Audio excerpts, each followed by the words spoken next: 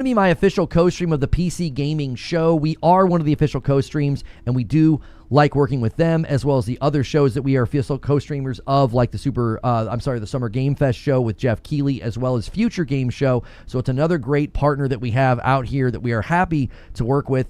And we love Frankie. I've met her in real life. I met her at E3 2019. She's the lead host of the show this year, which I think is great. They're doing a bit of an early, pre-show right here. I'll unmute it in just a second. If there are muted portions of this broadcast, that is not my fault. It means there was copyrighted music, and I apologize. I'm going to end the previous stream where we were covering the Xbox showcase and bring people over with Redirect. They absolutely cooked in that Xbox showcase. It was absolutely insane. That has got to be one of the best showcases I've ever watched. They absolutely cooked with bacon grease for a straight hour, and then we got an amazing deep dive into Gears of War E-Day, which is being confirmed to not just be a console exclusive, but they are out there saying it is not a timed exclusive. I am very shocked that they changed course on that, but we'll see what it does for them and the future, as well as Clockwork Revolution, another game I was really looking forward to. And we did get one of my wish-listed things. We got Belmont's Curse and a release date. So I'm going to let you guys watch this little quick pre-show thing with Frankie, and I'm going to take a quick break. Way of refocusing on what's the experience the player should have, and how can we design a system that will fuel and build that? So being able to build the person you want to be in a game is something that appeals to you? Yeah, definitely, but also building systems that reflect certain kinds of experiences. Obviously, the most challenging thing about bringing tabletop ideas to video games is that in tabletop, you have people in a room, and so you can say something and it becomes true. Yeah. And in a video game, it takes years of work to make something true. Yeah, it's not possible if you want to make The Witcher 3 and you want to be, so you can have a custom character, and you also want to be able to have infinite possibilities and all the quests, and they're all going to readapt. And of course, that's not really feasible, but I think if you change the idea of the representative tools you're going to use in the game, so you might use text, you might use static art, maps, all of these structures that are kind of suggestive rather than illustrative, I think then you can kind of start to achieve these things. Like in Citizen Sleeper, you can find your path through the game, you can find your way to your ending. That's only possible because I'm dealing with such limited kind of representational elements. I think it kind of drives even more engagement from players because they're part of the process. They're the ones imagining the filling in the gaps and connecting all the pieces. I think that's beautiful because I think when I have, as you said, less in front of you, it triggers your imagination to think of all the possibilities that you could come up with in your own brain, which I really like. Gareth, what can we expect from you next? So I am working on a brand new video game, another role-playing game as well, but I don't want to tell you any more than that because we are literally tens of minutes away from seeing the first trailer later on in the PC Gaming Show. I think, Gareth, you should sit here because you've just built anticipation for the main PC Gaming Show, which is my job and Elsa's job. So thank you so much for joining us on the show today. If you want to see what's coming up from Gareth, then stick around for the main show. Hey there, we're Lava Potion, and this is our game, Wielders of the Essence. This is you, a small frog on a big quest. And you have a friend, who's an egg. Together, you're taking this village from puddle to paradise. Okay, Hordes of enemies are standing in your way, so you'll need troops at your side. Make sure you guys are hitting that like button. It's a new stream. Magic. So, how do you get troops and good magic? Well, after every run, you build and unlock new troops, spells, and also improve your skills. Then you get back into the fight. Wielders of the Essence is an incremental, base-building horde survival game. The demo is out right now.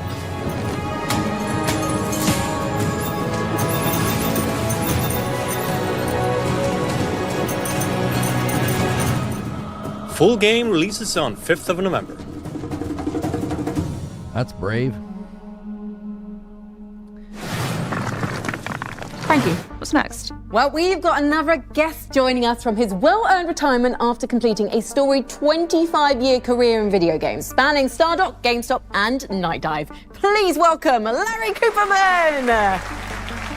Larry, we've got so much to talk about.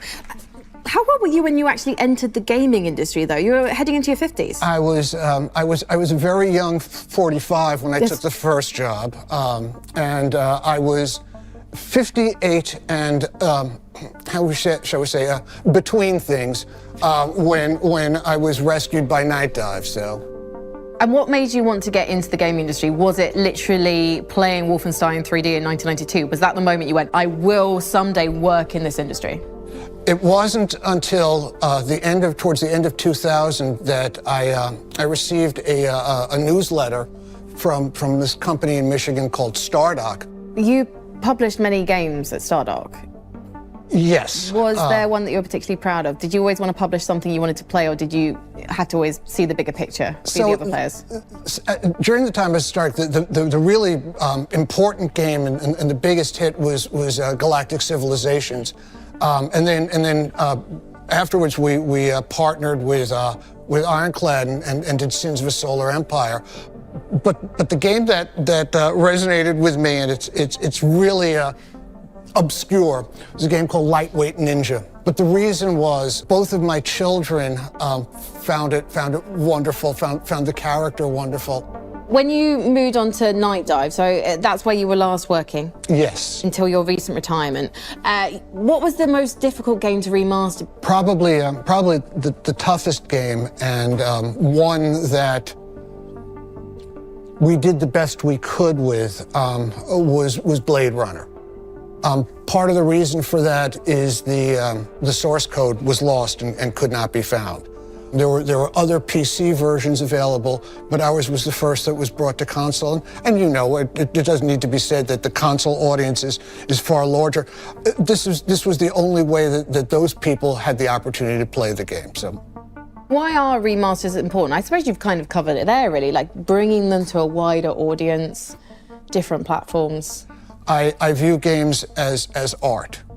And to my mind, art deserves to not only be preserved, but deserves to be shown to as wide an audience as possible and to be as accessible as possible. The largest project that Night Dive had done to this point was not a remaster, but a complete remake of the System Shock game. And I don't really need to belabor it, but think about System Shock as the seed and all of the games that came from that tree. Deus Ex, Thief, BioShock, of course, but Del Carter is reporting on Twitter that Xbox employees had no idea this was happening with Gears of War. They had no idea. This was literally an 11th hour decision. I mean, they made this seemingly at the last minute. I'm very interested to see what they plan to do long term, since this seems like it was a decision they just made. Guest or watch another great game trailer? I've got the answer. Let's do both. Take a look at something exciting coming up for Warhammer 40k Darktide, and then stick around because our next guest will tell us all about it.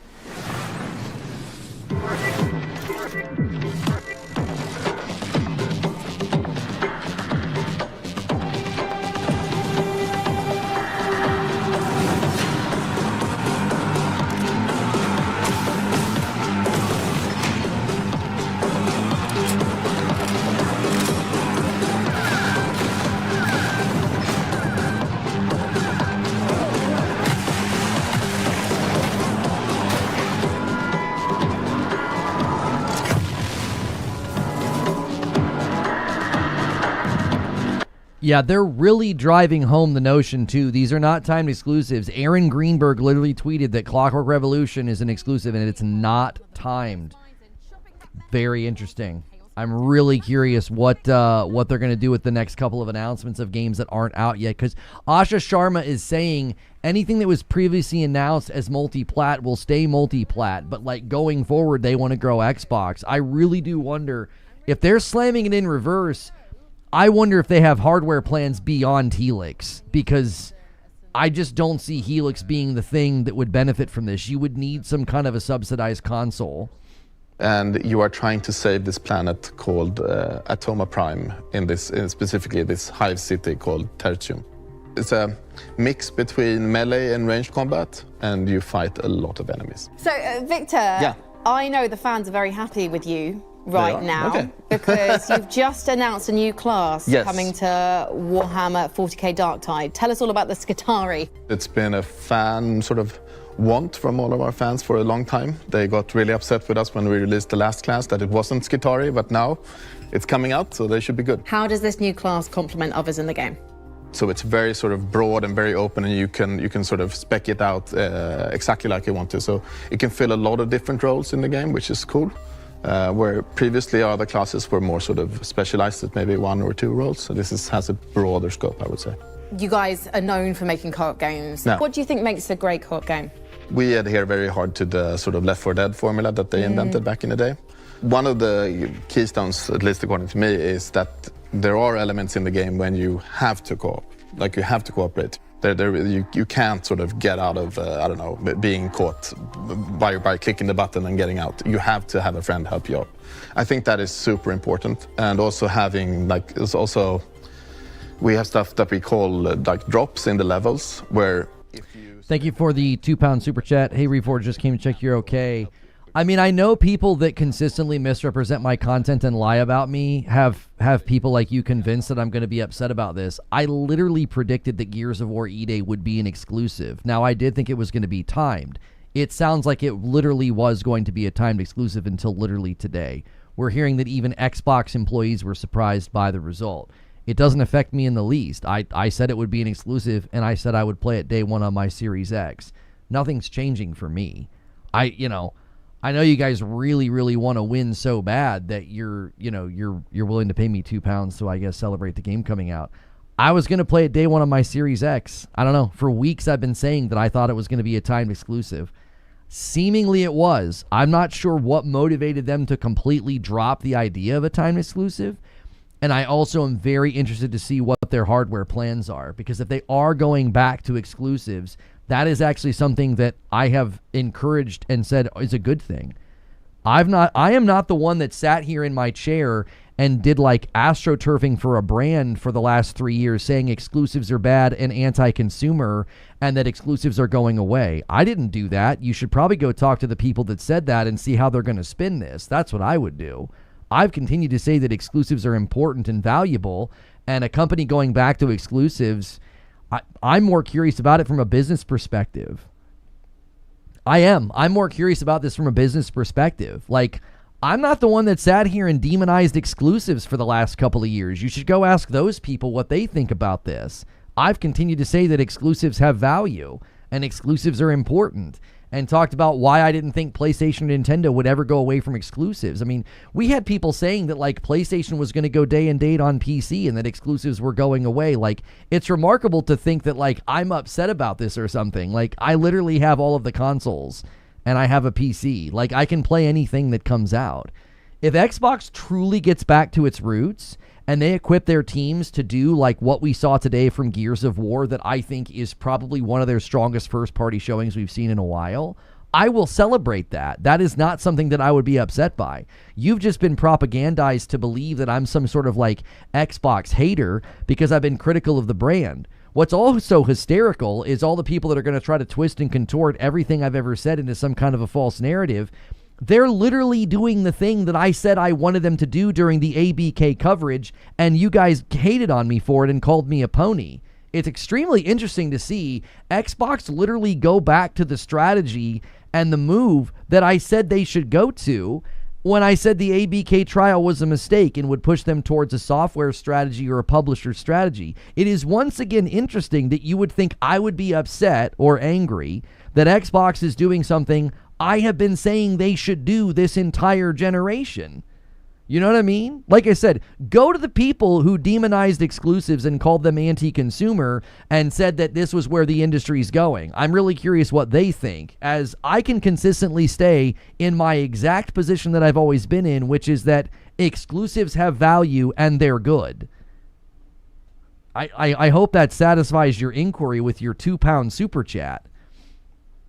Like, I get to say the same thing I've said for the last 6 years. The people that stumped for Xbox and spun all their decisions the last 6 years into positives, they're the ones that have to find a new narrative. I don't. My stance the entire time hasn't changed, and it doesn't change today.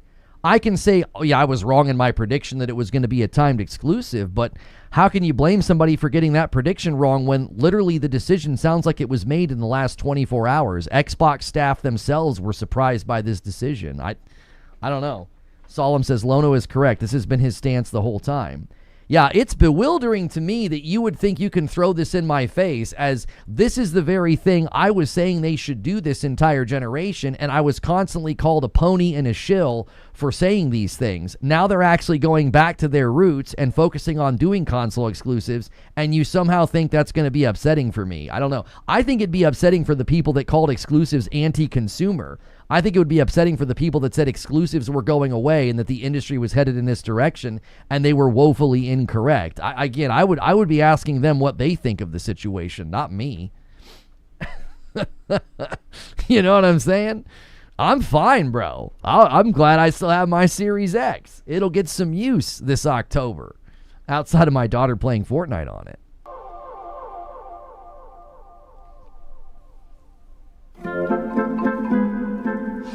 Wow. It sure was a long day of doing architecture for me, Sean Plott. But now I've got the entire evening to do my favorite thing, which is play video games. Did someone say video games? Well, hello, PC neighbor. Well, hello, Sean. What game do you want to play first? I've got them all. We have Commando Death Dragon Extreme 6. We have Executive Accounting Online. Or, my personal favorite, Best Friend Simulator. Oh, Mica. Hello? Yes, this is Sean. What? When? Today? That can't be right. Well, all right. Thanks. Bye. What was that, Sean? It seemed serious. Well, we can't play video games tonight at all. Because we've got to host the PC Gaming Show! Yeah! For this year's PCGS, we've harnessed pure nostalgia to reconstruct our own little pocket dimension of the 1990s, a time when life was punctuated by slap bass, movies were stored on little rectangles, and using the internet didn't involve as many streamers saying painful and confusing things to me. I don't understand this term slang. I don't get it. See, it wasn't even us. That was just a thing that happened in the 90s. Well, what fun. But basking in the warmth and laughter of a bygone decade won't keep us from bringing you plenty that's new. We've got a full 2 hours, that's 2, of trailers, over a dozen world premieres and developer deep dives for upcoming games. That would have actually been pretty impossible to imagine in the 90s. Our brains were too busy managing our ridiculously huge Jinko genes. Plus, we're going to build an awesome gaming PC, and one of you get to take it home. Let's get started the PC Gamer way with 3 huge world premiere trailers.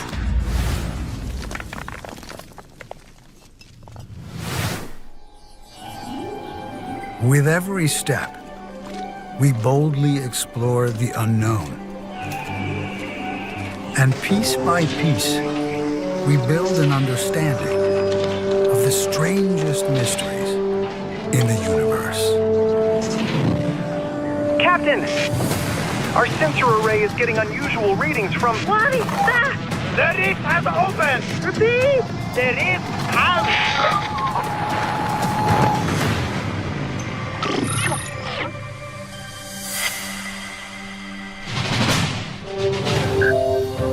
Yo, I can talk over this. Dude, Tom Warren tweeted 12 minutes ago that Asha Sharma just announced that fans at the Xbox Fan Fest event are getting a free Xbox 25th anniversary console. That console and controller were pretty dadgum hot. That's pretty dope that they're doing that, bro.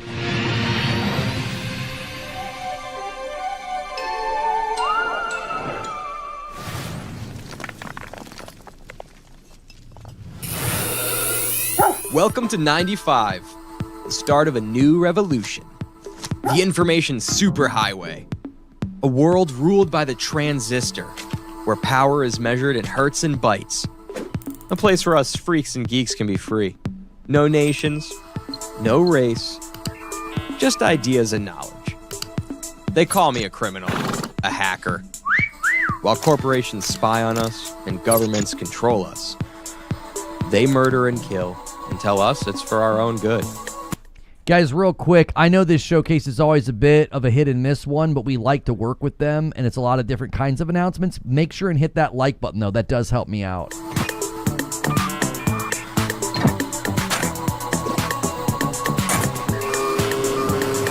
Axiom Systems takes very seriously any attempts to hack, infiltrate, or otherwise illicitly access our servers. Should you be found to do so, we will not hesitate to apply the full force of the law.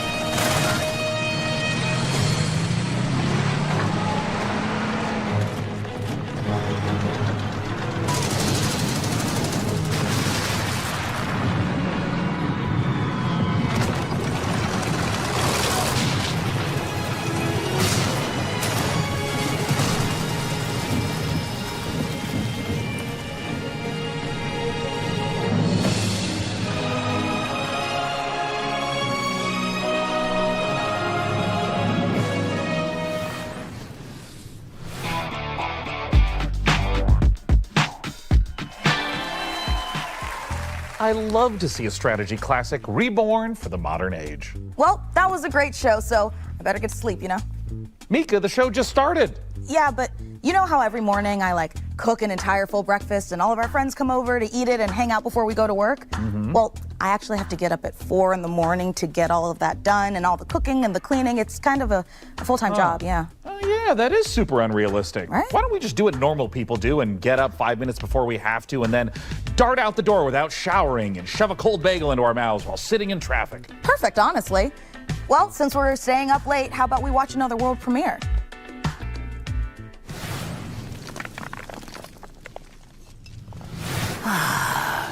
Willkommen, mein Liebling. I am so proud of you. You could have turned back, but you didn't.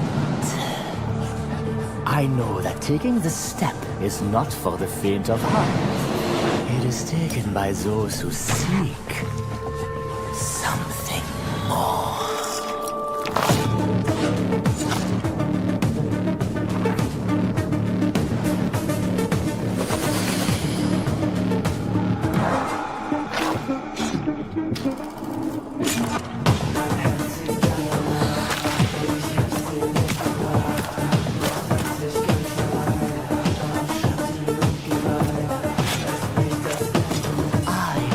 Give you purpose if you accept the sweetest kiss of all. Listen up, you donut. I'm gonna test you on everything it takes to run an arcane restaurant. If you want to earn a mithril star from legends like Guy Fawkes, Julia Cragchild, and me, Gorgon Ramsay, then take my advice. You need to cook up tasty combos, hire the right crew, and stand tall in the face of cosmic horrors. If you think you can take the heat, get in that kitchen and show me some magic. Don't just stand there like a troll turd. Play the f***ing demo.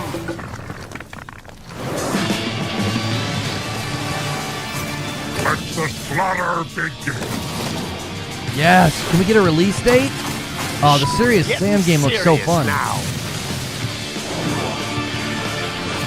Oh, you're a big one. Nobody gets to be harder than me.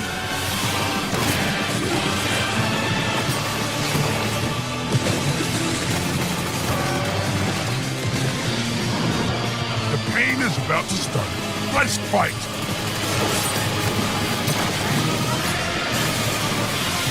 This is our best one yet. It's cannon time, baby. Let's fucking go. Oh, yeah. That was Still no awesome. date. Still no date. Just a play test to sign up for. It's coming this year.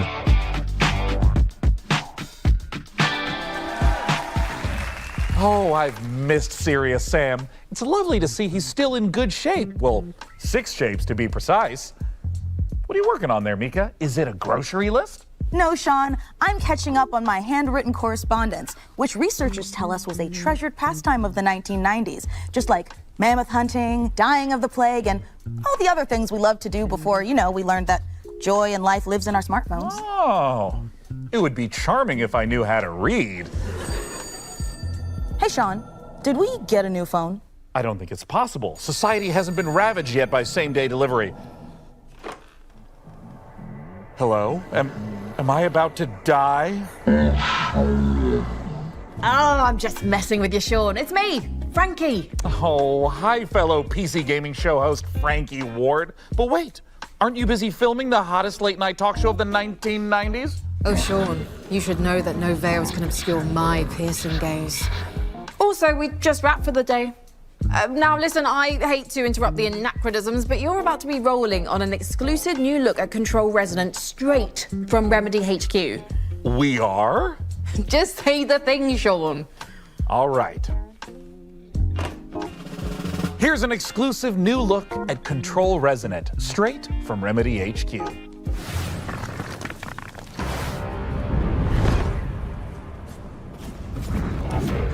VGC said the combat immediately hooked him. The guy from VGC, I think it was Andy Robinson.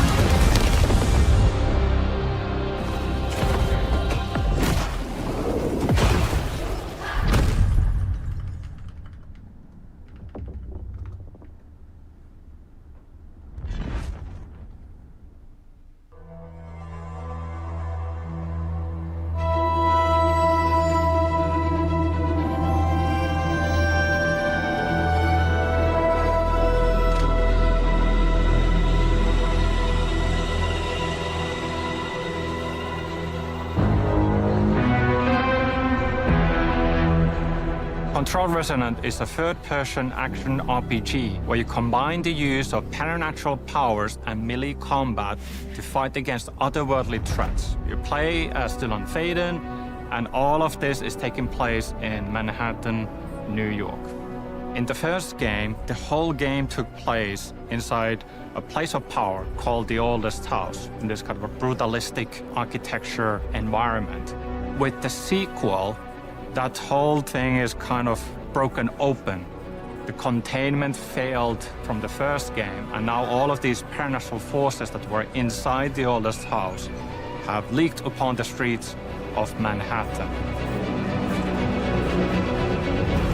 There's a new threat affecting Manhattan in our game. It's called the patterning, and it is basically taking what is already there and restructuring and reorganizing it with this strange, otherworldly algorithm. And the resonants themselves are often found in this epicenter or this focal point of this localized patterning. And it becomes more than just the creature design. The bosses are almost married into the surroundings and into the scene, so they get patterned into the world. And it is not just a gimmick. The patterning is at the very core of the whole experience, so it touches all of our themes.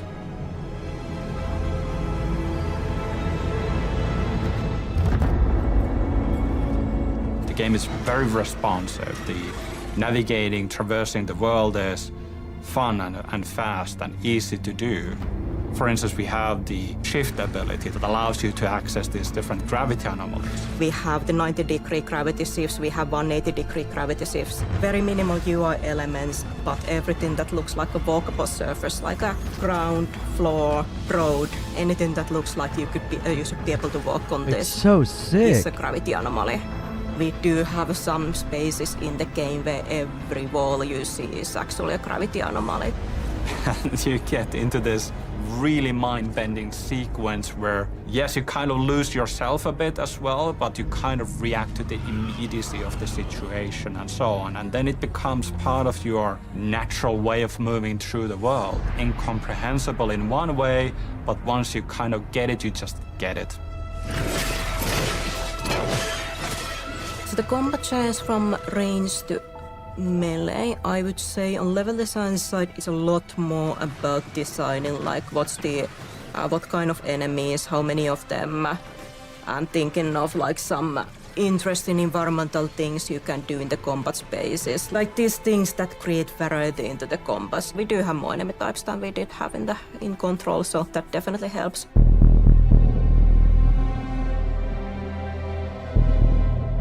We have always wanted even the paranatural things to somehow feel connected and married into the normal, mundane, everyday world. So even if you are able to perform like superhuman feats and telekinesis, for example, it still should feel that it's strenuous. It doesn't come easy to Dylan. Dylan is fighting dirty and he is able to perform these powerful telekinetic pushes and ground slams, but it does have a toll and it does hurt him in the process a little bit as well. So there's this physicality that we always try to retain with our visualizations and audio, even if the thing that you perform as a player is inherently somehow superhuman or otherworldly.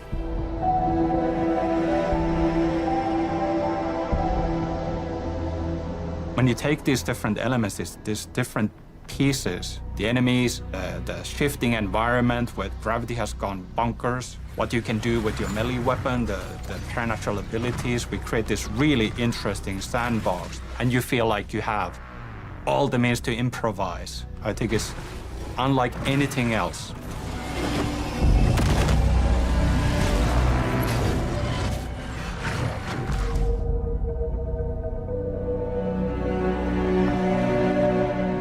Yeah, that looks really, really good. I like that they kind of spoke to the gravity aspects and how, like, it's a little weird at first, but when it clicks, it clicks. I feel like there was a guy from VGC that really echoed that. He got his hands on and he said it instantly really clicked, and he really loved the combat and the gravity movement.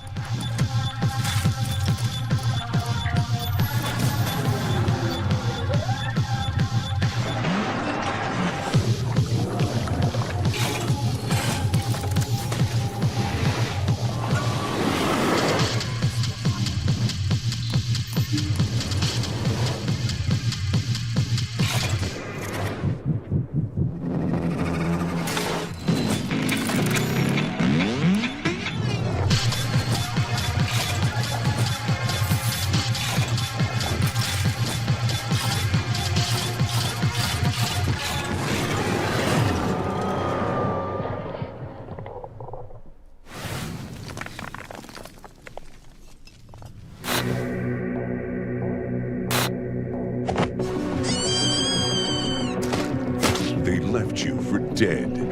They buried the truth. Time for revenge. Puncture targets. Cause distractions.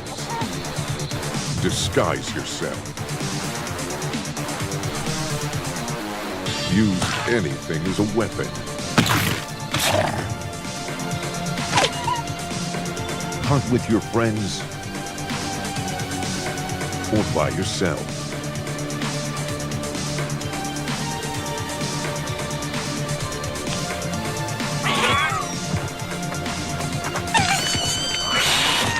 Every run is different.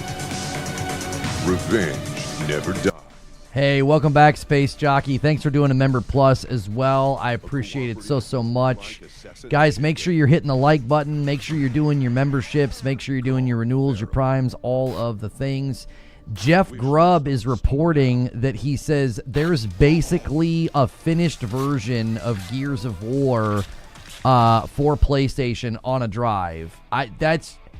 That's just insane to think about. That last minute decision to me, I'm really curious what their end game is. To let that amount of money just go away. What's their goal? What's Asha thinking she's doing here? I don't know. Oh yeah, sure. Yeah, that too. And hey, speaking of co-op carnage, nothing goes better with violence than science. Let's check this out.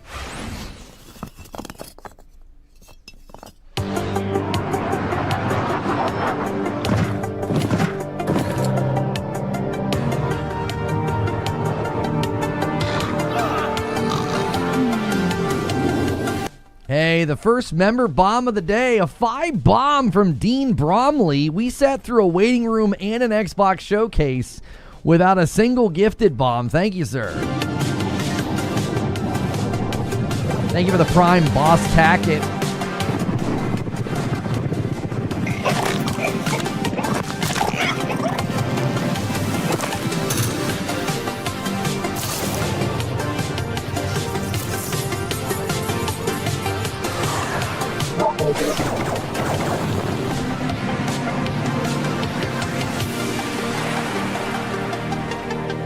Oh, abiotic factor getting an expansion.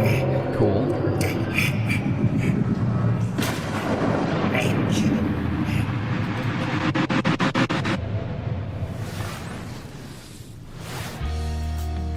So, you're the new owner of the Grand Hotel, huh? I'm not staying. I'm just here to sell the place. Well, I hope you do better than the last guy.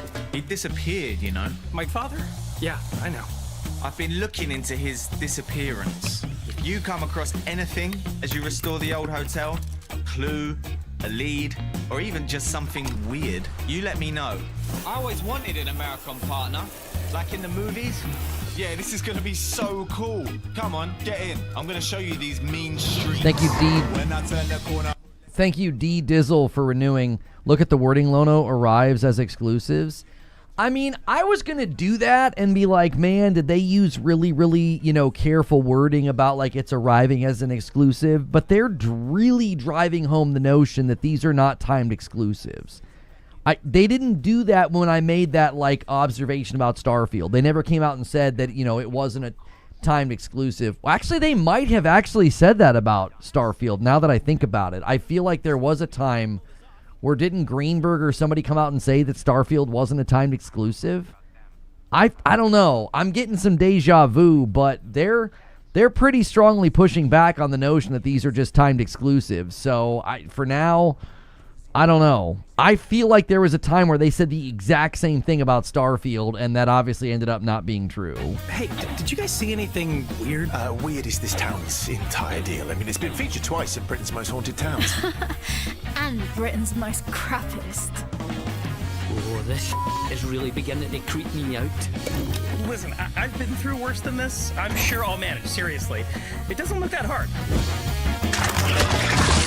One of these days I'll show them something. One of these days, yes, I'm gonna go. Yeah, I'm not imagining things. On August 30th of 2021, Aaron Greenberg tweeted and said, "We have tried to be as clear as possible. Not a timed exclusive. This is simply where the game is being made." And he was talking about Starfield. I don't know, man. The plan is the plan until it's not the plan, right? Like, this entire thing feels very, very strange, and it's like, again, very, very deja vu. Yeah. I'm excited for this one here. This is like a No Man's Sky version of Astroneer. Game drops June 11th. Wishlist it now and prepare for launch.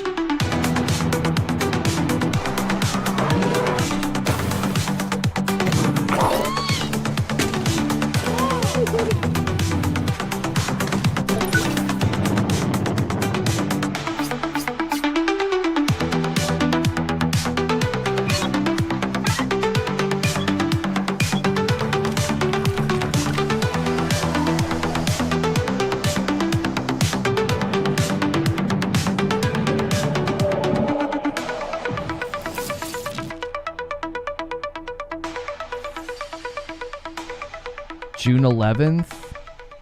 So wait. Is it actually hitting all platforms on June 11th or just early access June 11th for Steam? Later in the show. Everything okay, big guy? Yeah, it's just, this is usually when our folksy yet ethereal neighbor appears to dispense some timely nugget of salt of the earth wisdom, but I haven't even seen him today. Well, last time he was here, he said he was building a shelter to survive the dying millennium, and we're gonna be devoured by electronic demons of our digital excess or something like that, you know? Is that a good thing? Well, it seemed to work out okay. Great! Yeah. Because we're nothing if not digitally excessive. Let's see some more previews.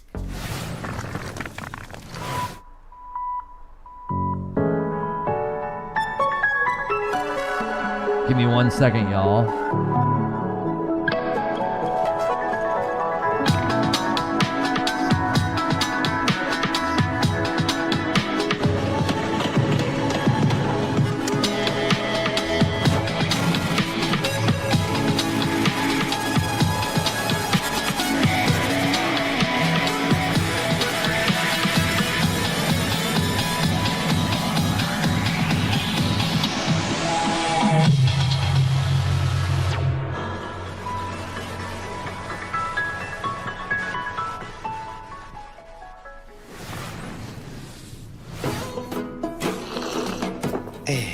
Adventuring is not for everyone. I risk my life every day, you know. It's not that easy Hey, boss, we're ready.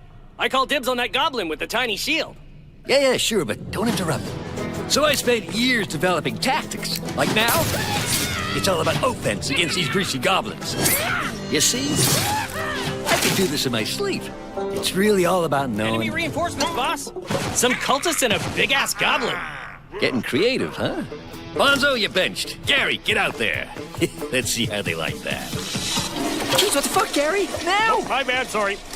Mercs these days. Hey, boss, they're chanting and the big one's going berserk. Oh, Gary, move! Oh, but it's not my turn. No. Ah! Ah! My arm! Oh! Oh boy, that's not good. We need a meat shield? Oh, I get to pick? Well, then Jenny. Fuck you, Clive. Maybe you're the meat Hey, shield. shut up! I'm talking about the prisoner. Okay, buddy. You take one for the team. Now, Jenny, use the terrain. Don't dodge, don't dodge, don't dodge. Yes! All right, Gary. Payback time. Finish him! Hey, Dad!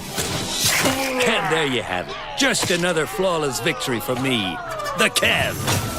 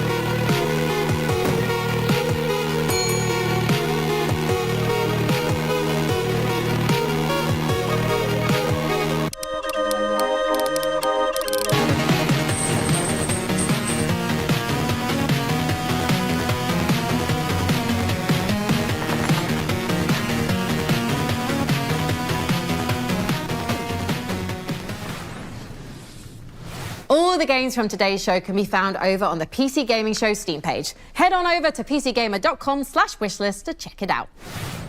There's an interesting tweet from, I think, the head of In Exile, the team behind Clockwork Revolution. He says, for everyone asking, Clockwork Revolution will be available on PC, Xbox, and Charles Babbage's analytical engine. He says, we just make the games. We'll leave the platform math to the punch cards.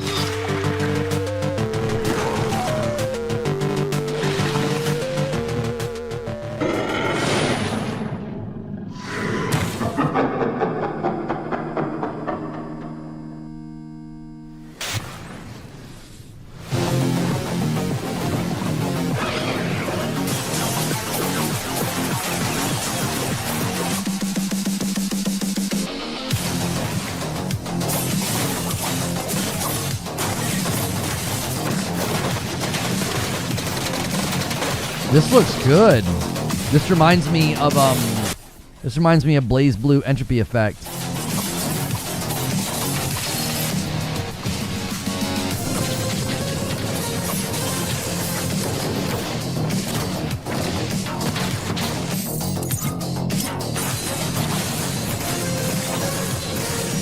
Wait, is this in the Blaze Blue universe?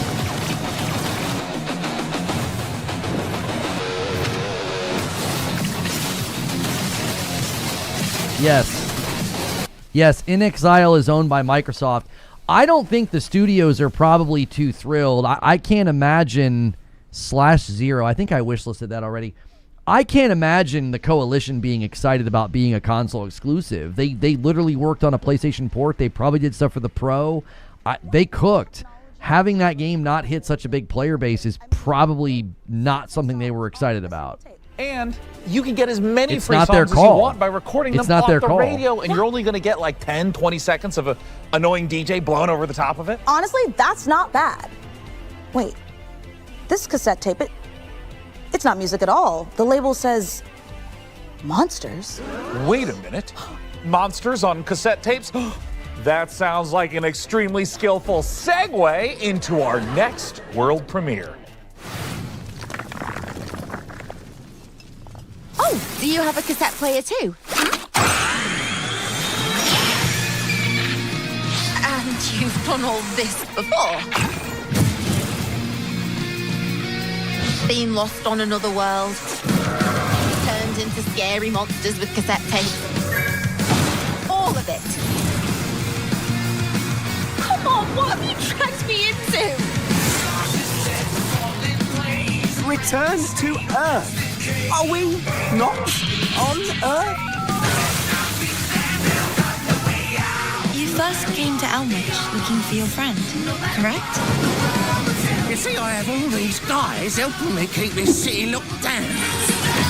Come on, I could take you lot on all day. All who step foot on this land are under my influence. It is the 21st century now. The time has come for change.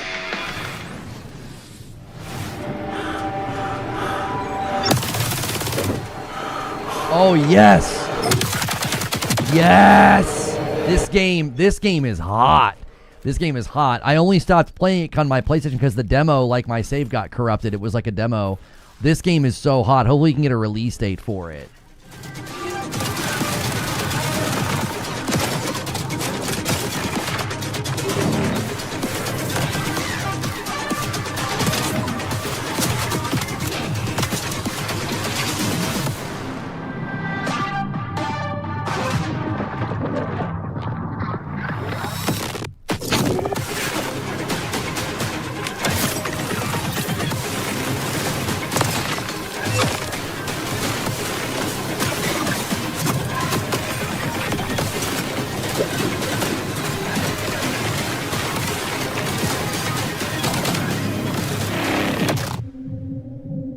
Major update out now?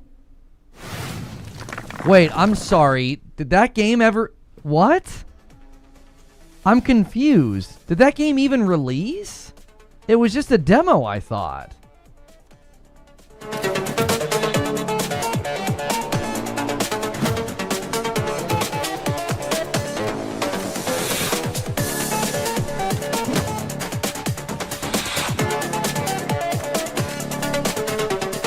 Yeah, I don't know why they're saying major update out now. It still says releases in 2026 on PlayStation.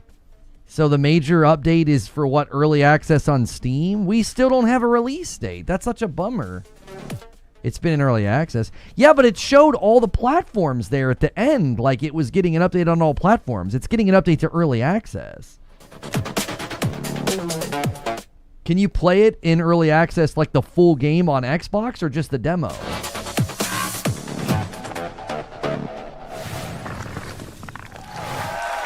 Yes, it really is called Two Fights, Two Tight Spaces. And if you can believe it, there's one more surprise.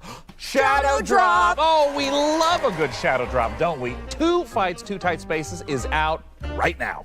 And that's not the only surprise. This old-timey scroll came in the mail and it's addressed to Milord.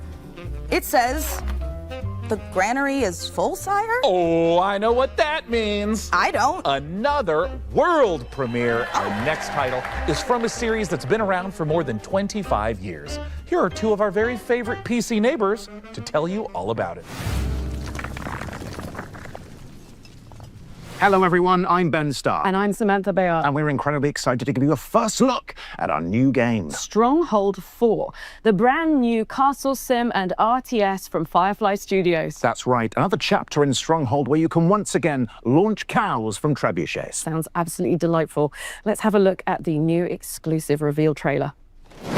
Welcome to Stronghold 4, my liege. This town has seen better days, but I'm sure you're up to the task of bringing the place back into splendor. Might I suggest next placing some farms to feed our population? Food stocks are back up again. We can train soldiers and build defenses to prepare for further bandit raids. My bow calls. My sword is needed. Just me and my little pitchfork. That's a nice thingy bob the church has there. What's going on with the cows? It's my time to shine. This inferno is punishment for our sins. A huge invasion force is marching on the castle, my liege. Another village taken, then. Make no mistake, I'll keep fighting. Hell with you.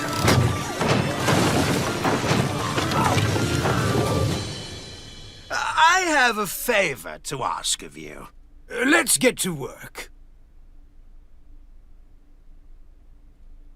Make that game 708 that Ben Starr is in. That's 708 total games that he is now in. I actually don't know the count. I'm just gonna say it.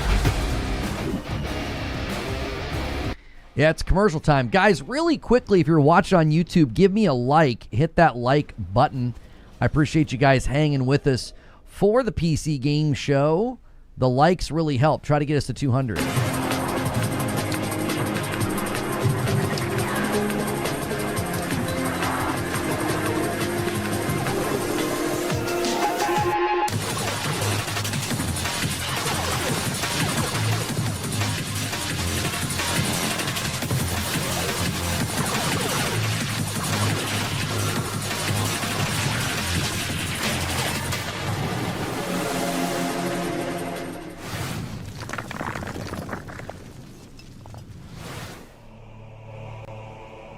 My brother has betrayed us all.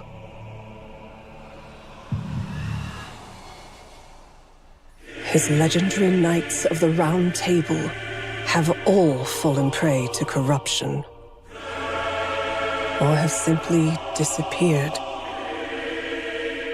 Avalon, once a glorious kingdom, is now falling into despair, and corruption ravages the land. Thus, I have created... Talica, I'm sorry. I missed your resub. Sorry. We're one away from the 25 milestone. I'll owe you guys a member. But from many.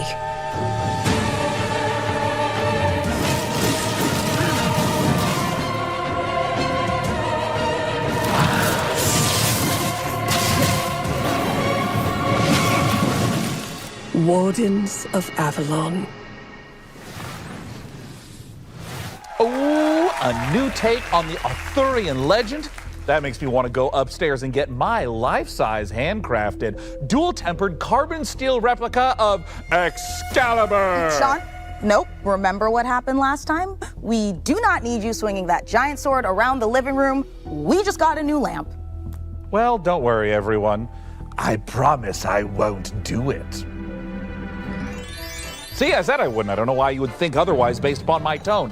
Look, our new neighbor's rooster sure makes a racket, but I've been thinking it must be worth it for some of those farm-fresh eggs. First, roosters don't lay eggs. Second, that was an elephant. Wait a minute. That's an elephant. Do elephants lay eggs? Oh my God. Can you imagine? The omelets you could make would be massive. Well, he'll be gone for a while. The real reason our neighbor has an elephant is because we're here to see the world's first gameplay reveal for Planet Zoo 2.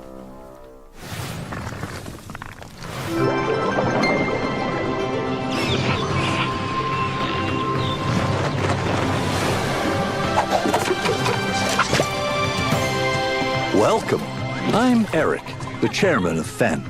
I'm Alice, the zoo operations manager at Fen. We're here to help you on your journey in building and managing zoos, as well as restoring wildlife reserves across the globe.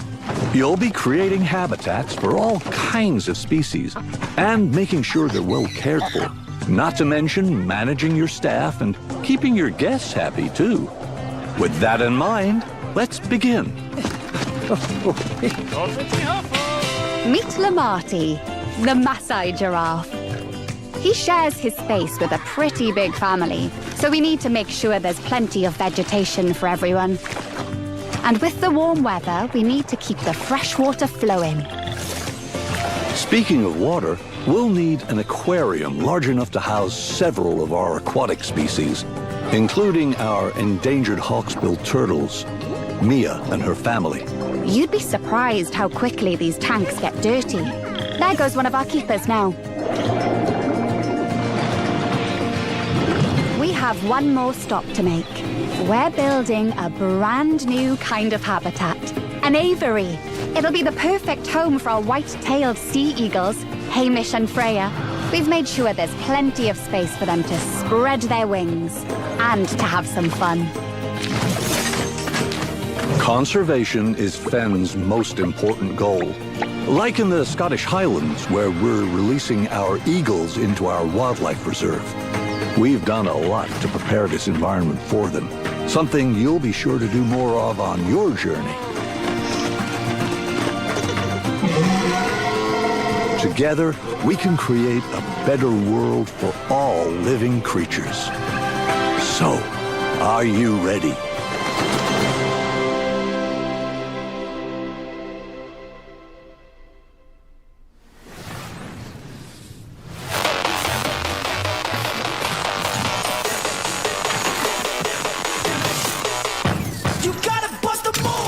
Yeah, this is like the Titanfall inspired game, isn't it?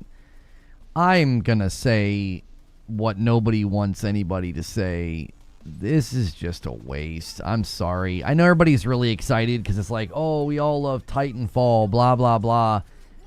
It's just another freaking arena shooter that'll be dead 3 months after it launches. I'm sorry, boys. I just don't think arena shooters have legs anymore. They just don't. No life is crazy, but you're still bust it down. Supreme sleeves on the key. Look at me now. You gotta bust the move. It's impressive for a small team, though. They do great work. Their games are tight. Splitgate 1 and 2 feel great. They feel great. That game looks like it would be fun, but it'll be dead a couple months later. Like, you know what I mean? That's the shame of it. It's like you're spending all your talent on something that has zero longevity.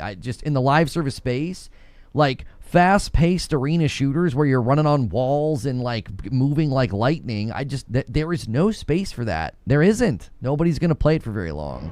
Not in a big enough number. Death is not the end in Archeron. That is merely the beginning.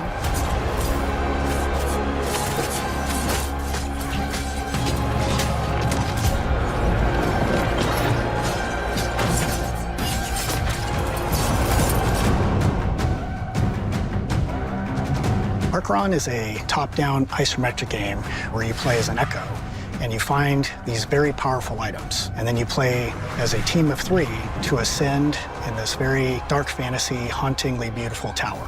Fight monsters, find the items, put together your build, and fight showdowns at the end of each floor. While you ascend the tower until there's only 2 teams left and only 1 team can win.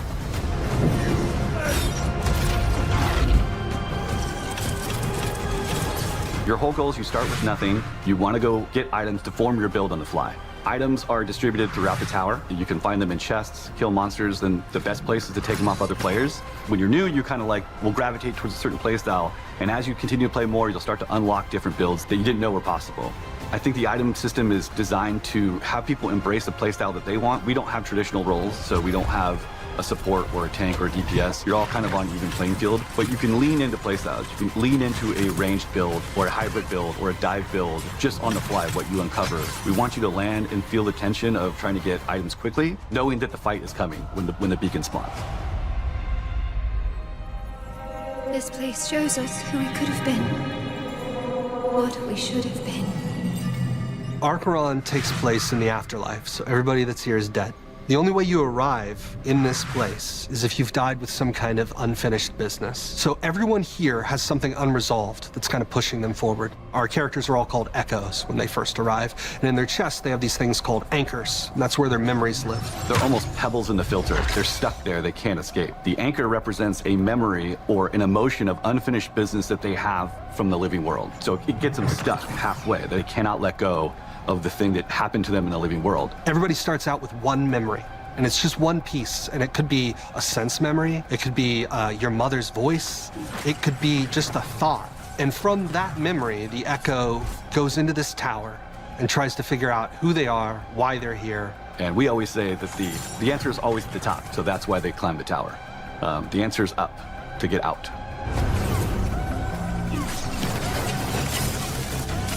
Players have affected a lot of changes over the years now for us, but the biggest thing we got on our Next Fest feedback was the player gap between training and Ascension. They were really awesome at helping us come up with the idea of Spires. Spires is kind of a arena-based 3v3 where you can climb up a spire and have like a run where you have 3 attempts before you fall to the bottom. So big goal there is lots of repetition with our items in combat to get you familiar with how pace of the game and how combat plays, so that when you go to Ascension, you're prepared. You know, Ascension has a different vibe to it. It's more methodical, it's paced out, there's lots of decision making, where you loot, what items you pick up, how you and your team synergize against other teams. As they get into it and understand combat more, it starts to open up, the combat creativity really starts to shine, and I think they'll get used to the pace and hopefully have a blast. It's so smooth. The combat is so fun. The kind of like team play that I've seen coming out of it it's insane. Players generally have a play style. They either like to go full Eternal, meaning 4 pieces of the same set that we know synergize together, we've built to synergize together, or get a little wild and do a Shattered build. Get 2 pieces from one set, 2 pieces for another, and kind of see how it goes together. But it's very personal play style. You get the benefit of 2 set bonuses with Shatter builds.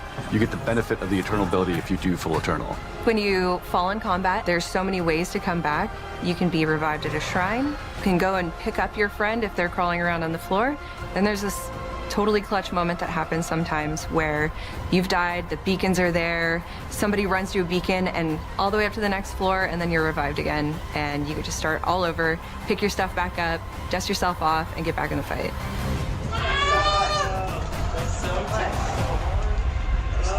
Press the button. Yeah, baby, go, Jen! No! Grandma. Come on! Oh, and Grandma wants to heal. Grandma wants to...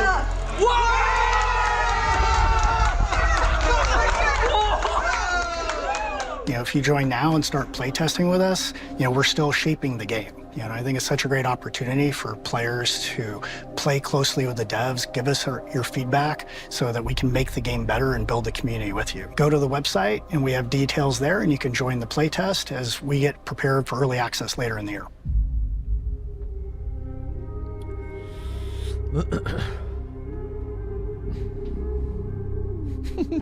T-Movie Rising. Stop. The Great Tower of Acheron summons you and 2 of your finest battle-hardened companions. Head over to Acheron.com to sign up to the playtest now. Speaking of worldly entities, this next trailer is sure to send a chill down your spine. Oh, that's Els or Elzy. Ages come and go. Oh, is this the tower defense one? Is this the tower defense one that looks so cool? Challenge me. Only to see you rise. Deadlier, bloodier, thirstier. You'll never defeat my army. Yes, this looks so cool. Conquer my castle.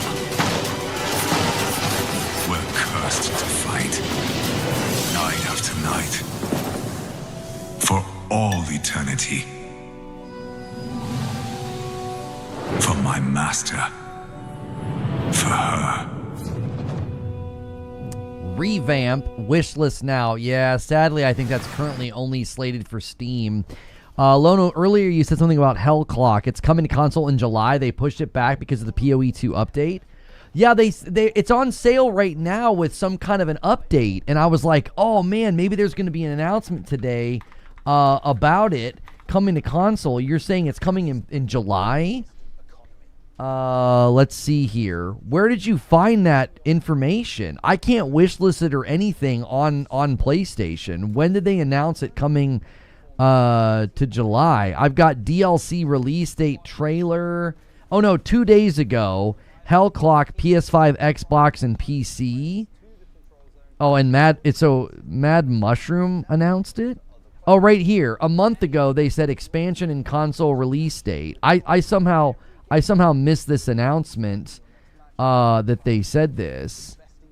Cursed War, June 2nd on all platforms. So they pushed it back from June 2nd to July is what you're telling me. Okay. Construction, base building, playstyle freedom with unlimited squad sizes and proximity chat. 46 Northeast. War Dogs is a Mad Mushroom is Asmon and Co.'s publisher. Yeah, I knew that was the publisher of their game. The devs announced it. Okay, cool. I thought Hellclock looked pretty dope. I wish it was co-op. My wife and I loved playing Sworn together. I want more co-op Hades clones. I wish Realm of Ink was co-op. Making what we want to make and play with FPS players that get what we're trying to do. War Dogs is coming to early access later this year, and we're opening our closed pre-alpha testing to new players this month, which you can sign up for right now. This is the new face of tactical all-out warfare. This is War Dogs.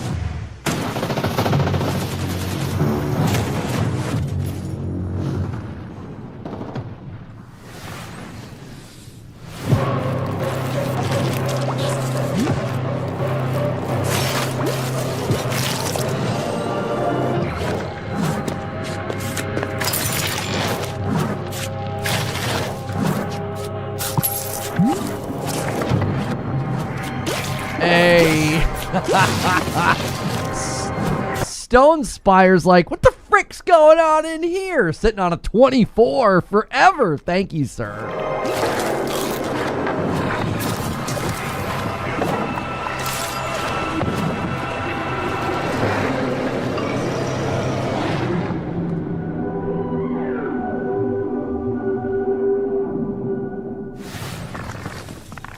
Why just defeat your enemies when you can cook and eat them? Shroom and Gloom puts the fun into fungi and the guy into fungi too. You know, now that I think about it, yeah. It's true. Yeah. And trust me on this.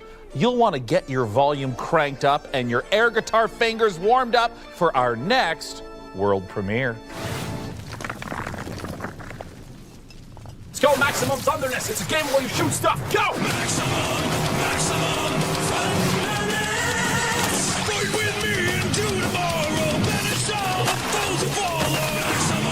Maximum Thunderness. Lightning flash up in the sky, and in a crash, all of the beasts will die. Oh, yeah, let's go. Roguelike shoot 'em up.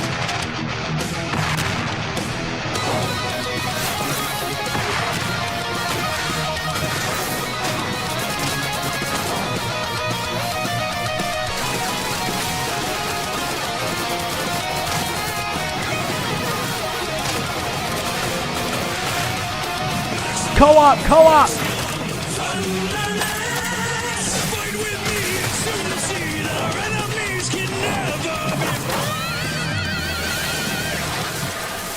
Demo coming this fall. No! Welcome to the prestigious International Space Station Ares.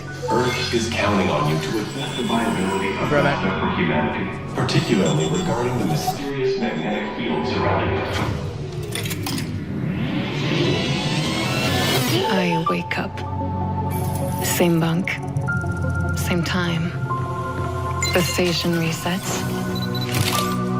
But I don't.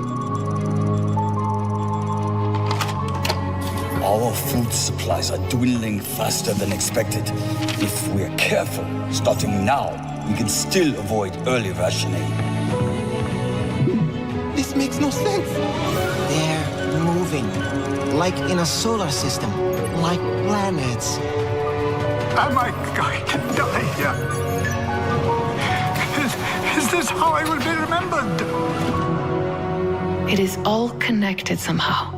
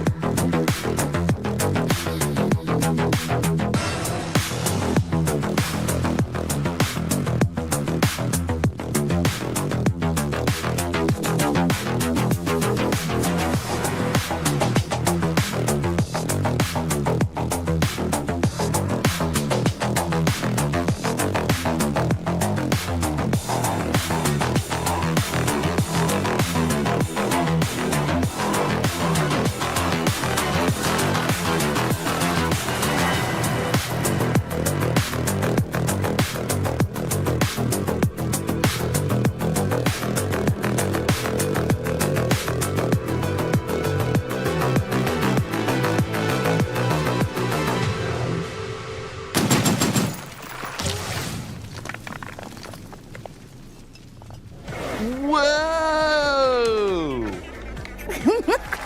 Come on. One time. No, one time. Won't let you. Okay, look. Just one more rematch. Nope. One more. No, here's the, okay, look, as much as I love shooters, why don't we play something more chill, like a farming sim? Oh, sure, I love farming sims. Right, yeah. Stop it.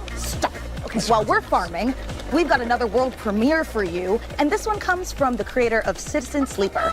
Check it out. Sean, swear. It's hard to lose at farming. It's yeah, hard but to you're lose gonna at farming. lose. You're gonna lose. Excuse me.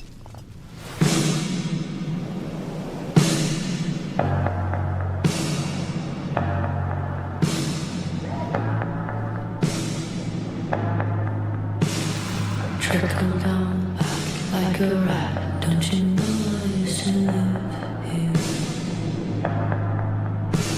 Abandoned all hang a rope. Don't you recognize my face no more? Abandoned all crack a joke. Don't you recognize my taste no more? Heave, ho. Time moves slow. I don't grow old. I grow unrecognizable.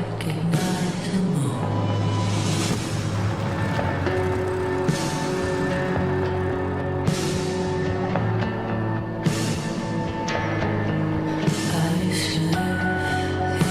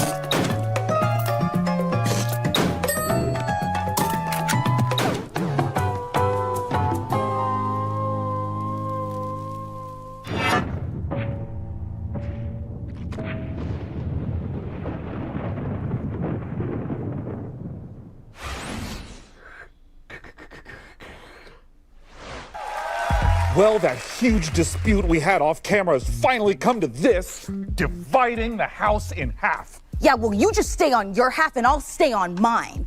Although I think we established we're neighbors, not roommates. Fine. Fine. Good. Oh, one of our PC neighbors must be at the door. Yes, it's me, PC Gamer's Jacob Ridley, and I'm definitely here and not being edited in at a later date and time. Oh, neighbor, you're always so full of sage wisdom and useful advice.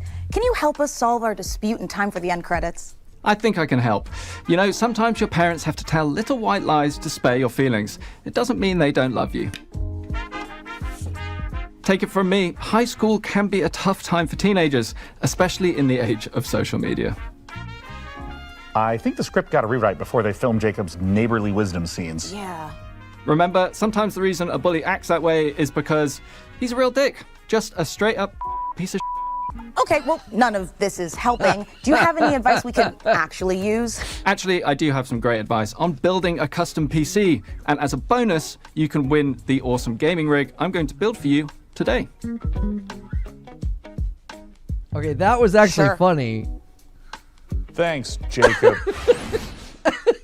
Okay, so we've gone for a full retro rig for this. I actually have met Day 9 in real person as well as Frankie, and they're super sweet people. These shows are always just a little bit too indulgent, but that was a funny bit. You know, parents' house in the 90s, early 2000s. But inside, it's actually a 9950 X3D, 5080, brand new AM5 motherboard, 32 gigabytes of DDR5, 6,000 megatransfers per second. We haven't skimped on that this year because of the prices, so you're welcome there. 1000 watt PSU and a 1 terabyte PCIe Gen 5 SSD. And of course an Arctic 360mm cooler. So yeah, sleeper build.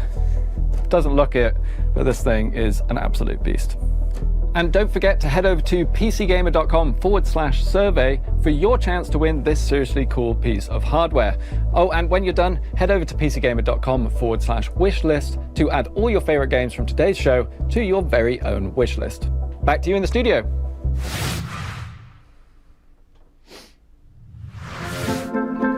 Is it right for us to spy on our PC neighbours like this? Also, why do they live next to a talk show studio? Well, when you live in a post-Alf sitcom ecosystem, all bets are off. And anyway, I'm just making sure they can feed themselves without delivery apps. Why? If it isn't the classic 1990s sound of a deep space transmission alarm. Must be time to check back in with that Starseeker expedition. Let's see how those spacefarers are doing. Producers, roll the next trailer. I've got a service lamp to test.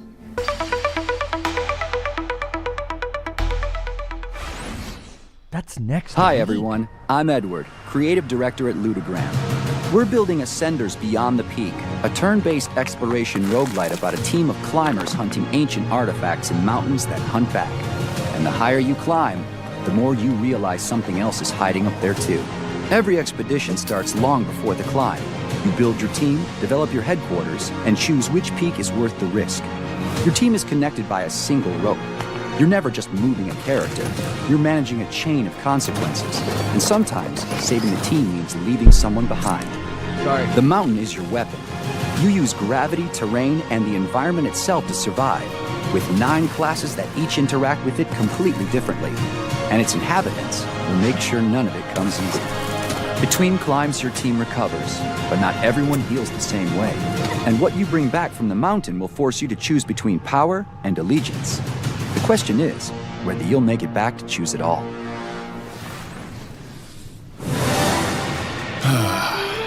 Take it in. The warmth of the fire. The smell of your hard-earned meal. The feeling of discovering a new land. This is what adventure feels like. So breathe deep. Savor this moment of peace. At dawn, you'll make for the ley line. And by this time tomorrow, you'll have made your sacrifice and harnessed the power of magic. Soon, there will be no limit to what you can achieve. Huh. Well, at least you're still alive. Now dust yourself off and get back out there. But this time, maybe bring a friend.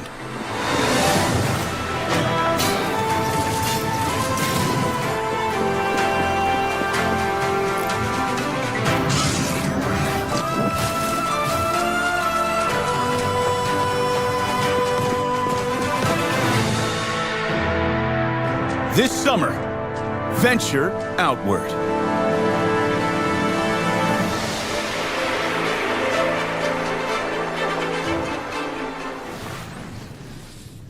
How many great games can PC Gamer fit into one show? The answer is more. Lots more. Keep watching. I was a kid. No parents, no home. One night I saw a man. I thought he must have something valuable, so I snuck up on him and made a grab.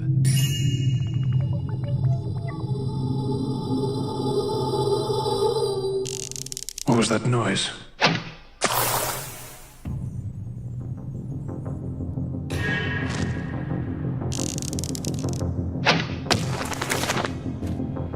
Now this is worth the price of admission. Did you hear something? Got it. Just keep looking the other way. What have we here?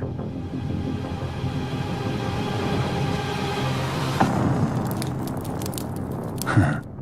Not so secret anymore, is it? Joining me to talk about what we just saw, the remaster of Thief: The Dark Project, is the studio head of Night Dive, Stephen Kick. Thanks for joining us, Stephen. It's awesome to be here. Now, I will shamelessly say that Thief was one of my absolute favorite childhood games. I adore it. And for those who did not get to experience it back in 1998, what is Thief? Thief is an amazing immersive sim. It's first-person perspective where you take the role of a master thief named Garrett, and you're infiltrating castles, cathedrals, all kinds of wonderful medieval-esque environments, and you're getting wrapped up into this mythology and this conspiracy that crosses ages and time and uncovering secrets. Garrett is not a great fighter. He's very nimble, he's quiet, he's small. He can infiltrate, he can get into places that he's not supposed to be, but he's not really a good fighter. So you do have a blackjack and you can equip a sword, but it's not your best option. Yeah, it's mainly used to swing a few times and then run away and try again. When it comes to doing a remaster, I know that it can take many different forms. Some is just updating some of the art models, some is rebuilding the engine from the ground up. When it comes to Thief: The Dark Project Remastered, what's familiar but what's new? I want to kind of understand what players can expect. For any longtime fan of Thief, the game is going to feel very familiar. You're going to be going back to a place that you love. I hope you want to stay there. For new players, it's going to be an exceptional experience. It's going to run very smooth, 120 FPS, 4K, widescreen resolutions, all the wonderful quality of life improvements that you've come to know and love from a Night Dive remaster.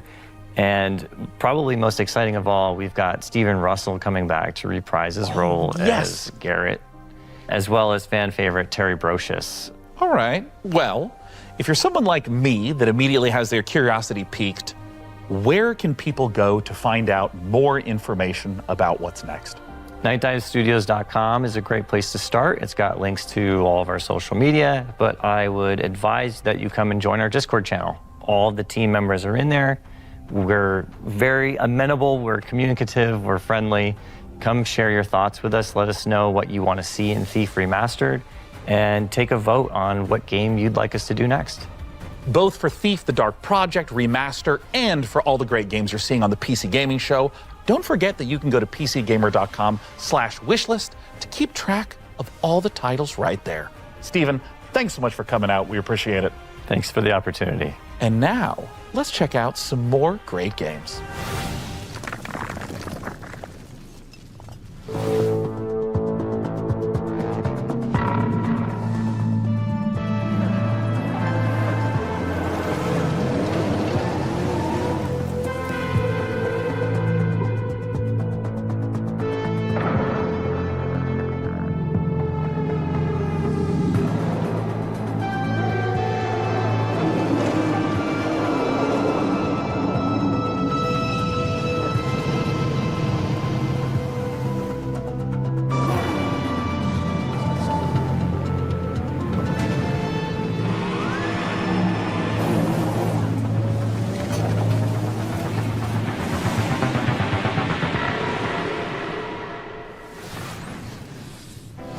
Fresh off the finish line, Exo Rally Championship is available on Steam right now. Frankie, as fun as all this is, I'll admit, I am feeling time sick. This decade is strange. I can't tell if the blazers are big because of fashion or everyone's just deeply confused. It's both. But if you could use something familiar, I've got just the thing.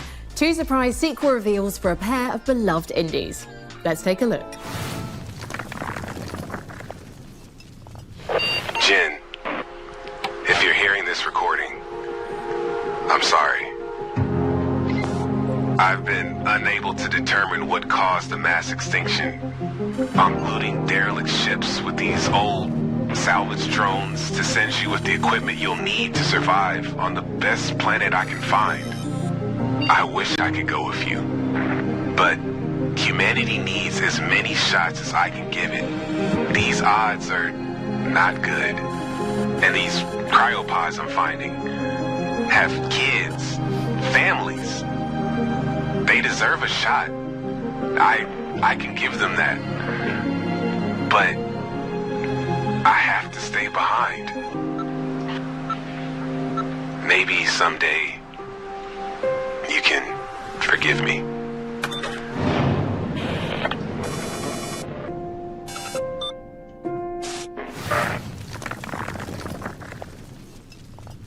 My name is James Savage. I investigate folklore and the truth behind it. I'm a scholar. I'm a vampire. I'm 15 months sober.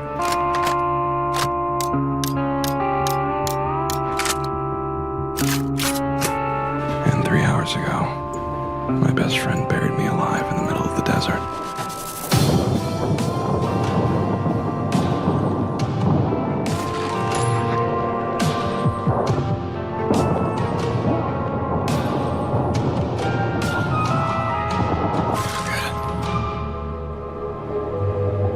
Would you believe me if I said I didn't have a ticket?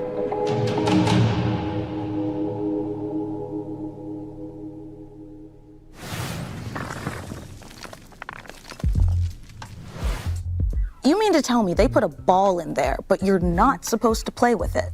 It was a cruel age, Mica. Some of its sins are better left forgotten. Well, then let's look back to the future. Here's some more previews.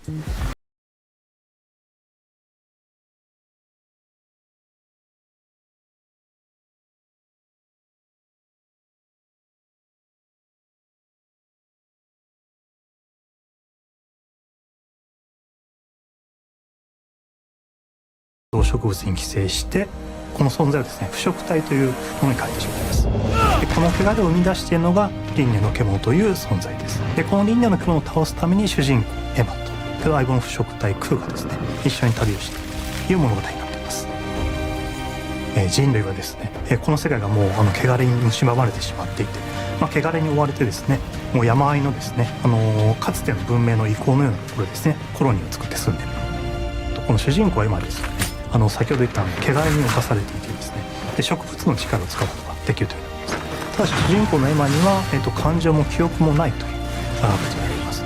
で、感情も記憶もなくて汚れに侵されているこのエマをですねコロニーの人たちは気味悪がってむしろ腐食体として扱ってしまうというそんな存在になっています。汚れの植物の力を使ってですね、いろんな場所を登ったりとか植物を使ってですね自分で橋みたいに伸ばすことができるんですけど、それでですね崖とかを使ったりとか、この荒れた世界ですね、縦横無尽に駆け回っていくようなことができたりします。エマとクーの両方ですね能力を成長させることができます。普通はステータスを上昇させるということもできるんですけども、それがですね独自のスキルをエマもクーもどちらも覚えていくことができます。シチュエーションとか自分の覚えた技によってですねスキルをどんどん組み合わせていってどんどん試していって自分の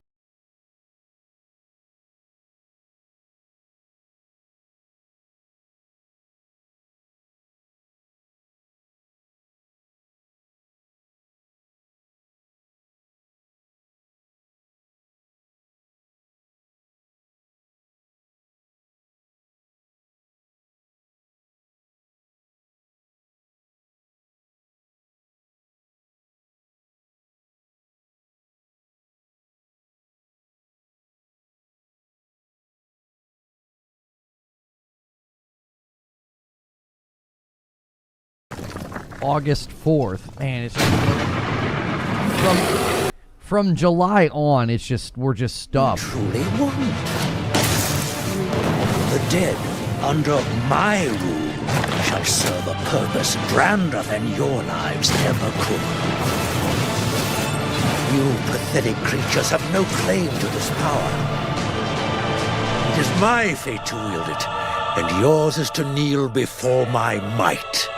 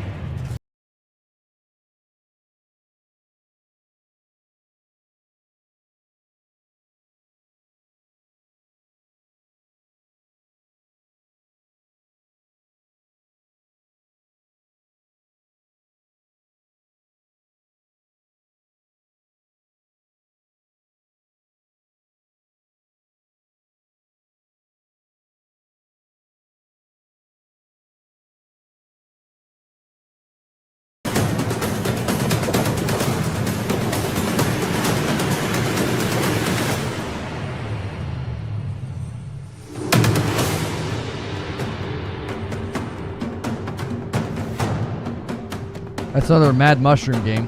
That was pretty good.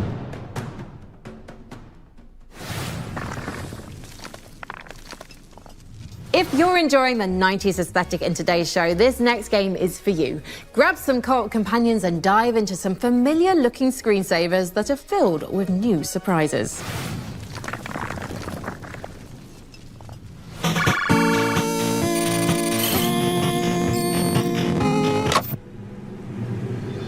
Oh, I didn't even notice you'd come in. Welcome to System 6D. You've been hired, which means that in this training video, you'll learn everything about your new workplace. Work in our company requires expert-level skills in basic, built-in programs. But your primary responsibility at System 6D is testing our new products and identifying any possible bugs.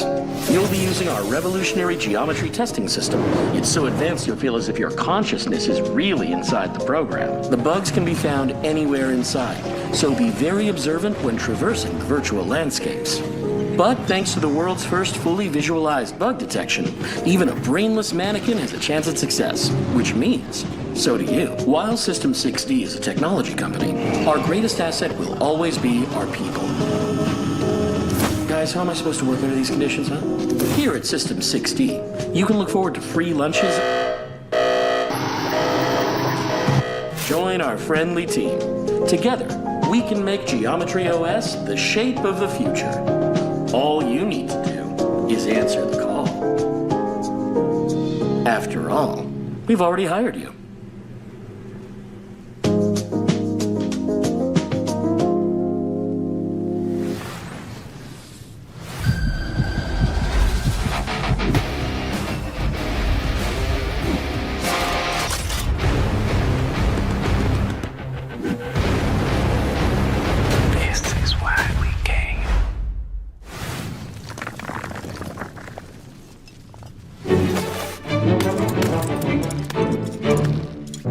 Going on a school trip. Let's go to the balloon. Oh no, I'm scared of heights. You have to climb to the top of this mountain. Yippee! Whoa, gamer. What you're going to do is get to the checkpoint. We're already at the checkpoint. Don't follow me. Jump, jump, jump. No. Hey, who skipped the queue? You go first. You go first. These boomer booster pills here are like the best item. I'll take the Viagra, please. There's beans over here. I was thinking about those beans. Drone, activate. No. Oh, we're at the last one. What? I thought she was ascending. Beans just basically just let you fly. This is going really well, guys.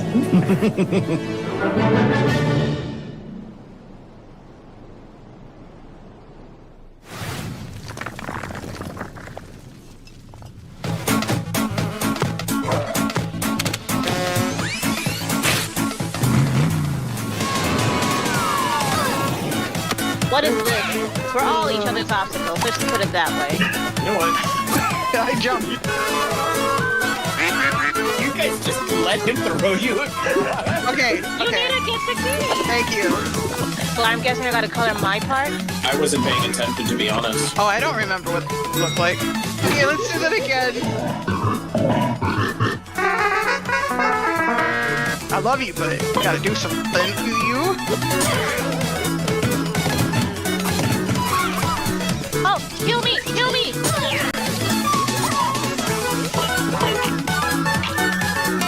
What? Oh, no! Come here! No, Come here! No.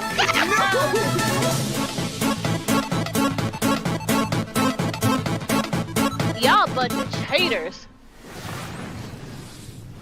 Coming up, you'd better make some extra room on your wish list because we've got a lot more new game trailers to show you. Take a look. The ritual, an attempt to part the veil between planes. We broke the pact. Now we are paying the price.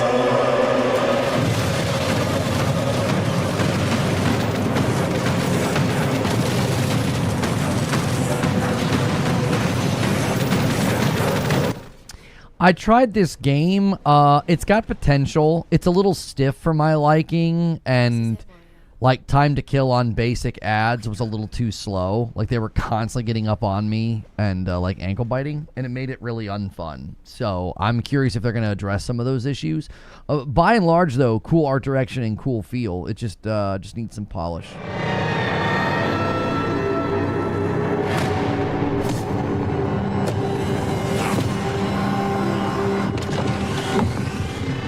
You felt the same way after playing the demo? Yeah, they got a little bit of work to do, you know. It could be a good little game. Only one man has what it takes to defeat this jungle. Nope, not him. Ready to dive, Cobra. Welcome to the jungle. We need to investigate Utara Village. What's up? Is that too long? Nature in this region has become unstable. Now that is Sula! What can I serve you? Sula, meet this.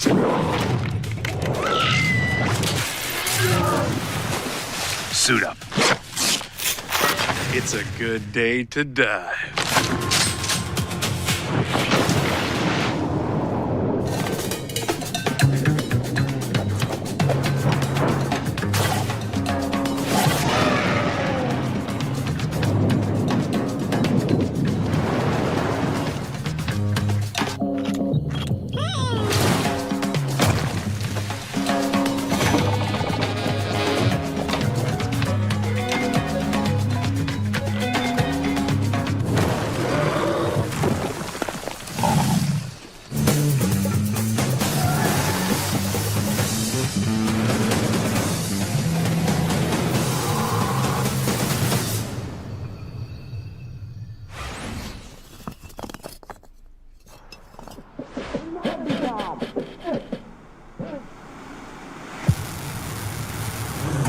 Valmiina!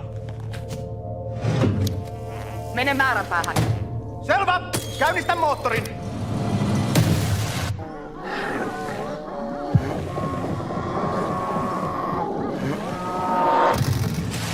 Erkki, näetkö mitään? Signaali havaittu!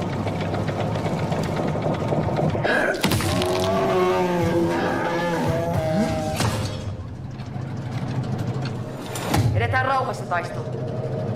Ladattu!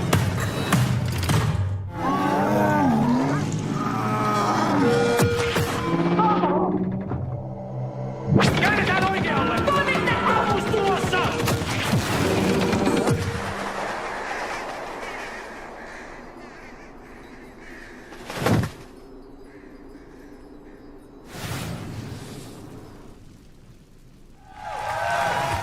Clad is the next game from the devs of Mouthwashing, and we can't wait to see what new horrors they have in store. Hey, Sean, are you gonna introduce us to your new friend there, or? Well, Mica, I thought it'd be a nice time to brush up on my miniature painting. Thank you. I did deserve No, that. you didn't. But Sean, we're back in the 90s. You couldn't have picked a worse time. The world hasn't accepted nerds as a, lucrative market yet. If you step out of this house with one Space Marine, just a jungle full of football captains will be waiting to tear you apart, just like they tore apart your Pokemon cards. Mica, What? I don't have a death wish. Listen, since we took a one-way trip through the time hole, I figure if I start brushing up on my miniature painting right now, then I'll be winning Golden Demons left and right by the time we age back to the 2020s. Hold on. What do you mean by one-way trip through the time hole? Sean, are we stuck here? I'm sorry, Mica, is that unpalatable to you? Oh my God, I'm gonna be sick. Hey, speaking of sick, we sent our intrepid PC gamer team to Creative Assembly's Secret Citadel for an up-close look at Total War Warhammer 40K. Here's the latest news from the 41st millennium. Why have you done this to me? There is no peace amongst the stars. There is only war. Total War Warhammer 40,000 is really like a marriage of IPs made in heaven. We create authentic worlds.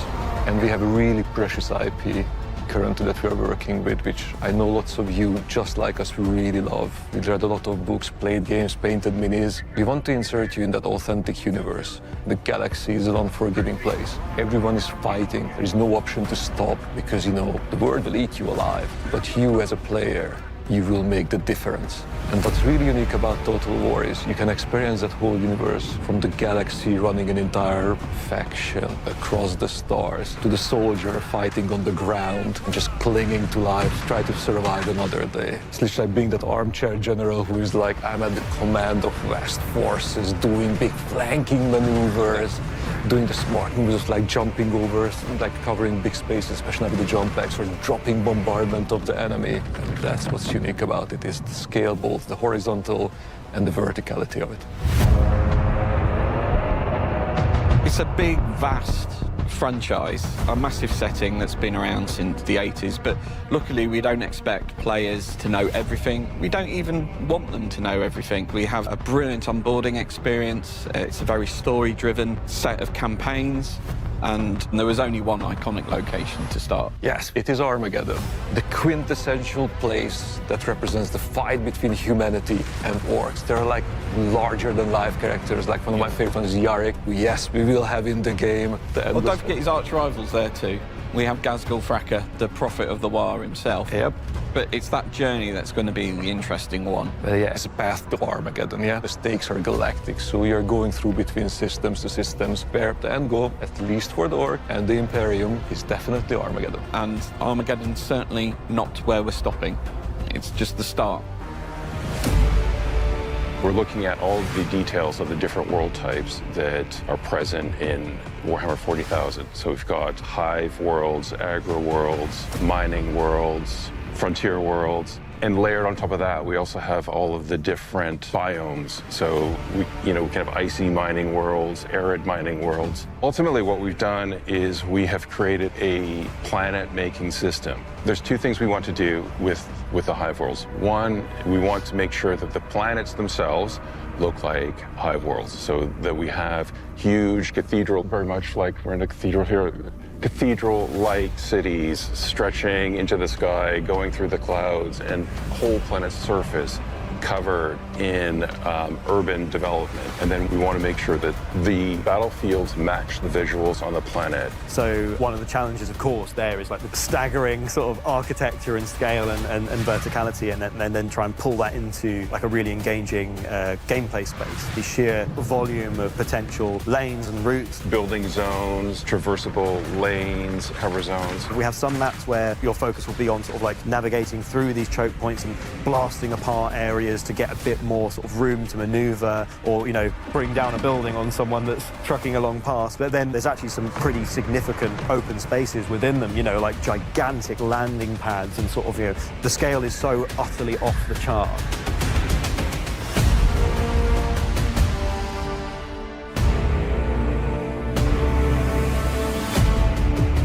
Total War's always been a game about scale, right? You're from the bird's eye view above your empire down to the individual battlefields that decide its fate. With this one, though, we've had to go much grander.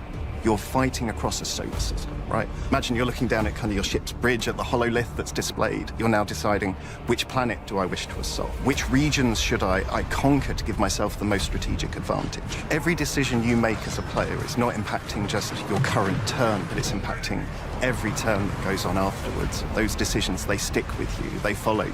It's not a linear path through, right? And also narratively, the decisions you make as an individual drive the outcome of the story itself and how that plays out. So even playing through with the same faction multiple times will yield a different experience for you as a player.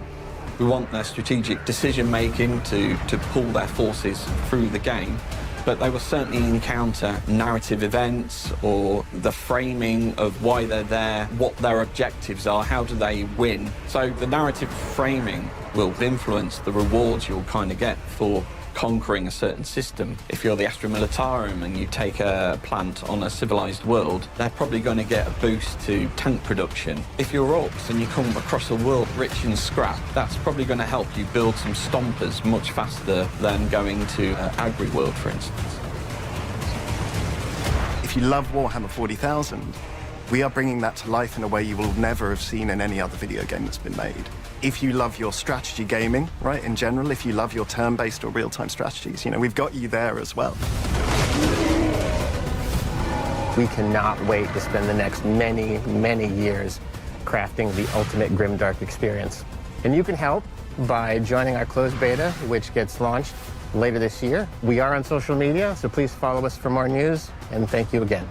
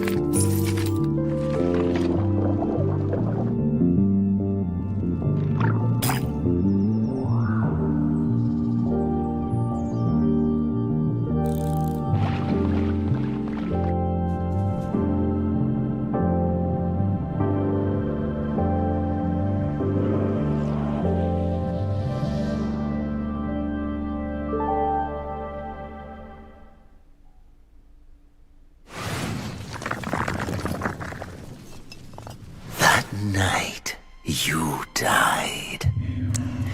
That night you became one of us. Many were destroyed. You were not. Staked through the heart, buried alive, abandoned in the deepest hollow of the Temple of Eternal Whispers.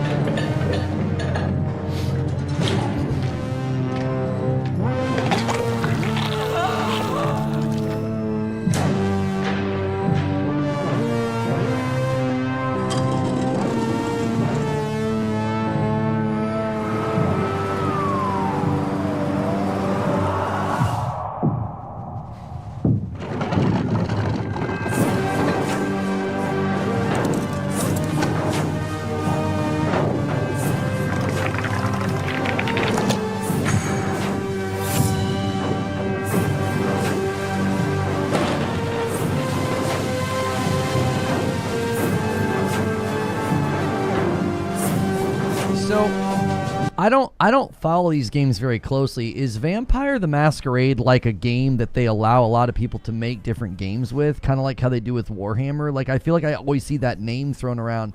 I never feel like the games are the same. They always look different to me.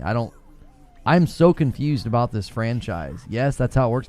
Okay, that's probably why I'm very confused. I was like, wait a minute. I've heard the name Vampire the Masquerade before, and it didn't look like this. Okay. So it's kind of like a game that they let people license or whatever to make games. Okay. Guys, if you haven't done so already, hit like on YouTube. Thanks for another great day of covering these events. Trying to be polite, like he was my DoorDasher. Give me a break. But look, it's now time for something millions of Vikings have been circling their longships for Valheim. At long last. Here's a look at Valheim 1.0. Valheim? Come on.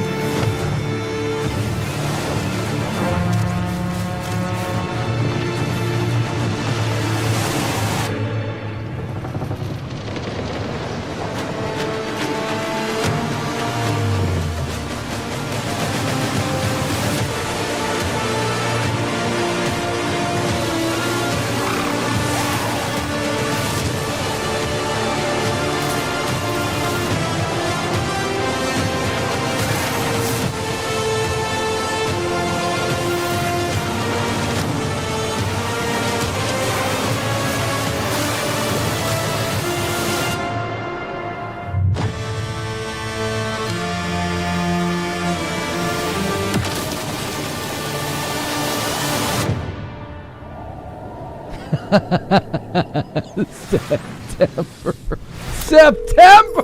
Tell me, officer, do you remember the feeling of your skin being peeled away? We should pull out. We deal with this shit first, then we grab a beer. All clear. Keep moving.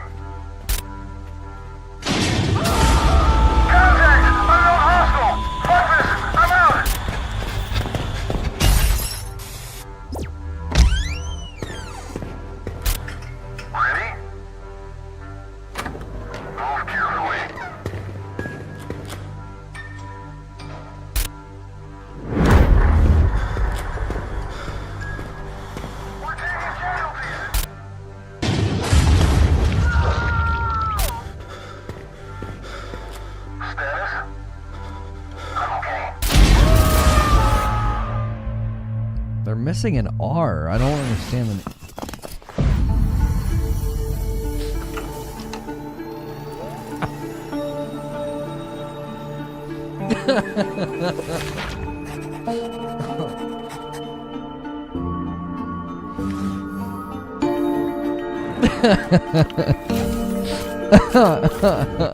What are you saying? I think this is the cover game where you steal stuff and the Batman-like person is trying to stop you.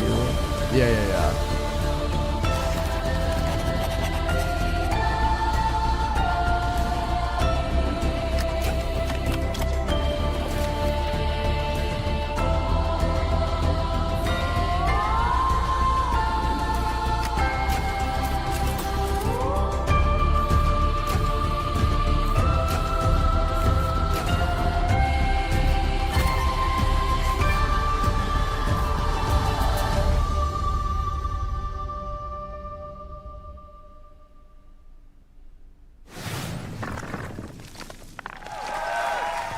Up next, a look at the McConaughey starring space epic RPG Exodus, which aired 15 minutes of gameplay during yesterday's Future Game Show. Check out the Future Game Show YouTube channel for the full gameplay reveal, but here's a sampler to whet your appetite.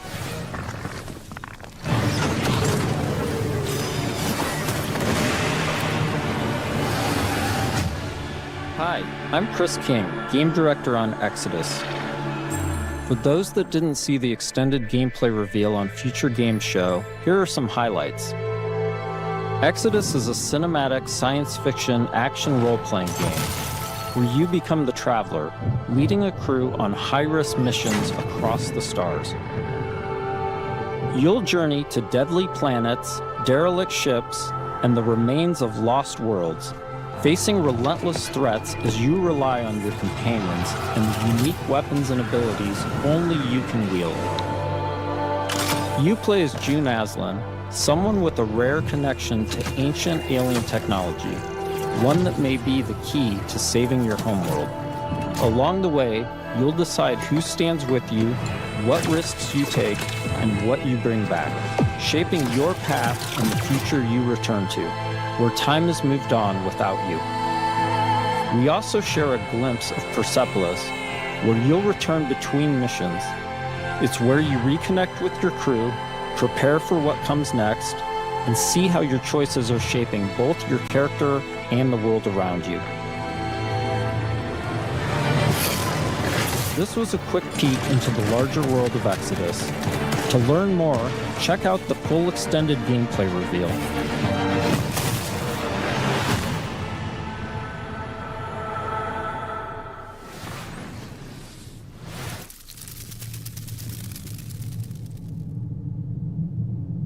Your presence here is the most precious gift you could have given me.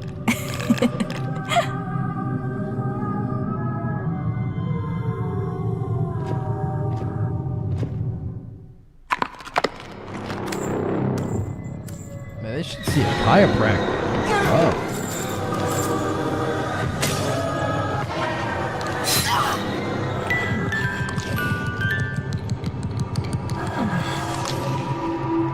Don't worry, dear.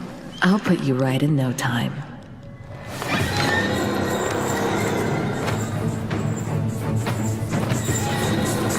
I will not die, rotting in hatred.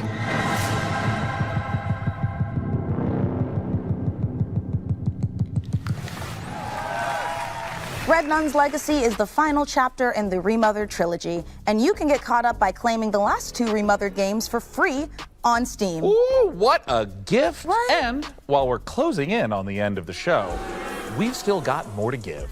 Mica. Yeah, Sean. Are you thinking what I'm thinking? Only if you're thinking of one last world premiere. Oh, you know me so well. Yeah.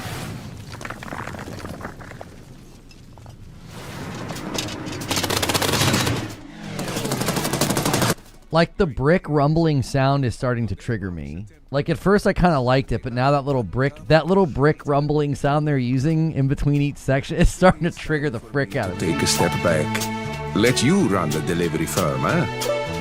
And Hermes misses you very much. There is a good life for you here on Santa Rosa, full of adventure, full of wonderful people. I know you will help them out as best you can, no matter the challenge.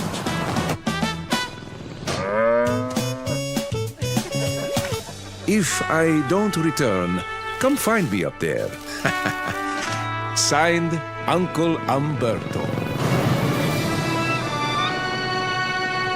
And as always, take off into the wind.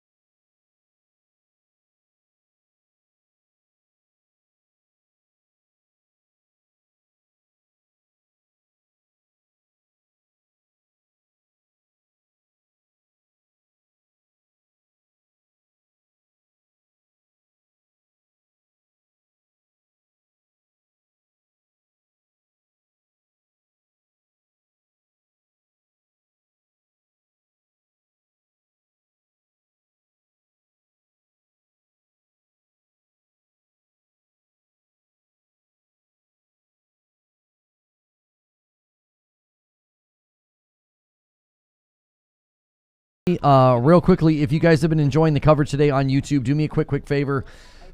Get us to the 200 like count. Hit the thumbs up on the likes. We don't need to watch any more of the Day 9 bloopers. I think they put on a fun show. I think they put on a good show. They're really nice people. I think I am going to call it there, though, so I have time to give myself a rough outline for tomorrow. We're probably going to be only talking about the Xbox Showcase because it was an absolute banger. But there's a lot of moving parts, and there's a lot of, like, what the heck is Xbox doing? Are they returning to exclusivity? Is this just lip service? Is this just like I don't know what this is. Yeah. This guy says State of Play had tons of new games. Summer Game Fest had tons of new games. Xbox Showcase was literally rehashing the same games we've seen a dozen times. Like, how many more trailers of Fable will they show? Virtually every single Xbox game shown has already been seen before. I didn't really feel that way. That could be factually true, but I didn't feel that way. Like, my feel after the showcase was that it was spectacular. I mean, yeah, Gears of War E-Day we knew about, but we finally got a lengthy look at it, so I'm going to be excited about that. Campaign Evolved looked way better. We got to see Metro gameplay. We hadn't seen that before. Minecraft Dungeons, Senua's a brand new game. That's new. Wolong 2 was new. A release date and more gameplay for Plague Tale Residents. Gameplay for Clockwork. The Spyro announcement was new. Doom the Dark Ages DLC was new, and that looked awesome. Belmont's Curse we got a release date for. Persona 6 was new as an announcement. Crazy Taxi was new. Custom Seas of Sea of Thieves was not crazy exciting, but exciting. Elder Scrolls Online and Fallout 76, I get it. Those are just announcements. Valor Mortis, yes, we knew about. Magicians The Devil's Deal was new. I don't know what this person's talking about. I thought it was an excellent showcase. There was tons of new stuff. People are losing their minds if they think that wasn't a good showcase, man. You're losing it. You're losing the plot, boys. You're losing the plot. If you right now are not thrilled, but also you're going to have to budget if you want to play games for the rest of this dadgum year. There's too many. There is too many games. You're going to have to budget. Start saving now, boys. You know? Cancel that vacation if you want to play video games for the rest of the dadgum year. Good golly. How could anybody be unhappy or disappointed right now unless you're just willfully choosing to feel that way? What was the Magician game called? Shoot, hang on. It's called Magicians, plural. Magicians, The Devil's Deal. Like, I really don't know how anybody could be unhappy right now. I really, truly don't. There is nothing to be unhappy about. The only thing you're going to have to be unhappy about is your backlog is going to break beneath the strain of all the games that are going to hit it starting in July. And then September is going to drown us. There's 6 games launching in a 48-hour period, September 24th and 25th. Like, what the heck are we going to do, boys? People are lined up to hate for every platform this year, despite it being the best. This has been the best showcase season we have ever had. I said on Twitter, I give the State of Play an 8, I give Keeley's show a 9, and I give the Xbox Showcase a 10. I thought it was perfect. There were no notes. I had no notes. I had no complaints. I had no criticisms. You know, the State of Play had some lulls in it. It had some pretty significant lulls in it, I thought. You know, I didn't dislike the State of Play. I just didn't feel like it was as strong as the Xbox Showcase. I felt like the Xbox Showcase was I felt, this is my perspective, you don't have to agree, I felt like the Xbox Showcase was flawless. I didn't feel like they made a single misstep, not a single missed note. The only thing I was disappointed about was the lack of Fable gameplay, but they're going to do that this Wednesday. Like, the Fable trailer was another one of those trailers with a bunch of simulated gameplay. And listen, I love Haley Atwell. I mean, that's awesome that she's included. She's friggin' dope. She'll make a great villain. But that was my only disappointment, was like, oh, wow, more simulated gameplay from Fable. Same with State of Decay. Like, State of Decay was more simulated gameplay. No, I take that back. It wasn't simulated. It was really quick edits. That was my frustration with State of Decay. It was like quick shot, quick shot, quick shot. And I was like, I'd really like a better look at that. Those are the only two things I would probably say that like left me a little bit wanting. Outside of that, the Xbox showcase was freaking ridiculous. Like, I don't know. It felt flawless to me. It felt like they made like no missed notes. No missteps. And we've got these two guys here sitting down with Matt Booty to talk about exclusivity strategy. Gamertag Radio interviewed him. Big multiplayer live service games will continue to be multi-platform. Exclusivity will be determined on case by case. We're going to make the right decision, not the fast decision. I mean, listen, Gamertag Radio was on record saying that like the exclusives were going away. PlayStation was going to be doing day and date on PC. I'll be very interested to see what their response is. What does Danny in Paris think about Xbox doing exclusives again? I'm really curious if what they say to Matt Booty. I might actually have to watch that later. Well, not today, but probably tomorrow, because they were very much on the side of exclusives going away, and Xbox is seemingly wanting to have that return in some capacity. Even if it's one game a year, they seemingly want to come back to it somehow. So, yeah, everybody that went to Xbox Fan Fest is getting the free Xbox 25th edition. I tell you what, I kind of wish I was there and got an extra Xbox, because my wife and I are going to play Gears of War together, and it'd be nice to have two Xboxes. I'm just being real, y'all. Like, the split screen life. You get used to not playing games split screen. Like, we've gotten really accustomed to each playing a co-op game on our own television, and Batman has been a bit tough returning to split screen co-op. So that co-op Gears looks awesome, but I only have one Series X, and I'm not going to buy a second one for Gears of War. Okay, I don't need it that badly. So, did I miss the whole show? Yeah, it's all over. Did you miss it? Did you miss the battle? Yes, you missed the war. The Xbox Showcase also didn't feel like a bunch of lies, dates, and gameplay. Oh, I'm sorry. You're saying it didn't feel like a bunch of lies. Yes, it was dates and it was gameplay. The only two trailers that followed their old strategy, Hilly, is State of Decay and Fable.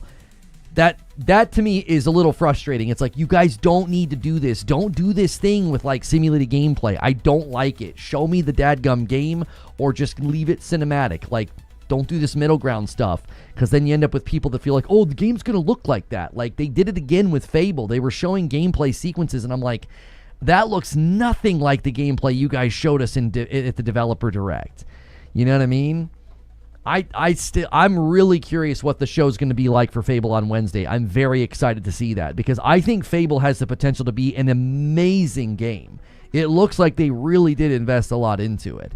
So, basically the same strategy that Phil Spencer had. Matt Booty says the exclusive strategy, they want to give the players a reason to buy an Xbox. We'll break this all down tomorrow. I don't want to cannibalize tomorrow. I again wonder, how in the world does this strategy play into Helix? If Helix is basically a PC hybrid, like, you're trying to get people to buy Xboxes now? The gen's coming to an end. You guys are already in a steep decline on hardware sales. I just don't get it. It's like, cool, I'll play them on my Series X. It doesn't bother me at all, business-wise. This is bizarre, because, like, how does this tie into the Project Helix strategy? Because Helix does not feel like a return to traditional console, like a subsidized console for $600. It feels like it's going to be an expensive PC hybrid for your living room. I just don't know. I'm very, very curious if this is literally just like a little bit of marketing lip service to get people to be jazzed about the brand again, or are they doing this because, quite literally, how does your platform have an identity without exclusives? I wonder if it's literally more of like an optics move on, like, you don't really have an identity as a platform or a brand if you don't have exclusives. Like, I wonder if that's why they're doing it. They still want to have like an identity in the space, and you really gut that identity if it's like, oh, your games are going everywhere. That's why I said, like, the Gears of War being a console exclusive announcement at the beginning of the showcase, it started to fall really flat when the entire rest of the showcase, all their games were going to PlayStation. I'm like, that doesn't really have a lot of punch. And then they end the show, saying that Clockwork Revolution's going to be a console exclusive, and it's like, okay, you're giving people basically a reason to stay on Xbox. Like, don't leave. There's gonna be games you can only get here. Halo 7 is a Helix launch title. Helix might be pushed back. I don't know. Maybe they're changing their hardware plans right now. Maybe they had internal prototypes of a console and they're like, listen, we're gonna have to have both. We're gonna have to have the Helix as well as some kind of a console option, and that's why like Matt Booty saying we want to give people a reason to buy an Xbox. But if Helix is basically a PC hybrid, that's confusing to me. Your games have been going to PC for years now. You know what I mean? It's just confusing. It's so confusing as a strategy. The brand itself is throwing me a bit of a curveball. I can't predict what the heck they're doing now because I'm like, I can't really tell what your goal is. Because if you're launching games on console and PC for the last 10 to 12 years or however long it's been, and then the Helix is essentially a PC, what in the world? Like, you're not really changing the reason, quote unquote, to buy a Helix if the games are also going to PC, because people on PC will be able to buy those games. I don't know. Great showcase. Exciting games. I'm not upset or negative at all. I'm just confused about the strategy that Xbox is putting forth. So, guys, take a quick second and hit the like button on your way out. Thanks for another stellar showcase season week of support. We'll be in the thick of it tomorrow talking Xbox, all right? So, take care. Hit like on the way out. Hit subscribe, and we'll see you guys tomorrow.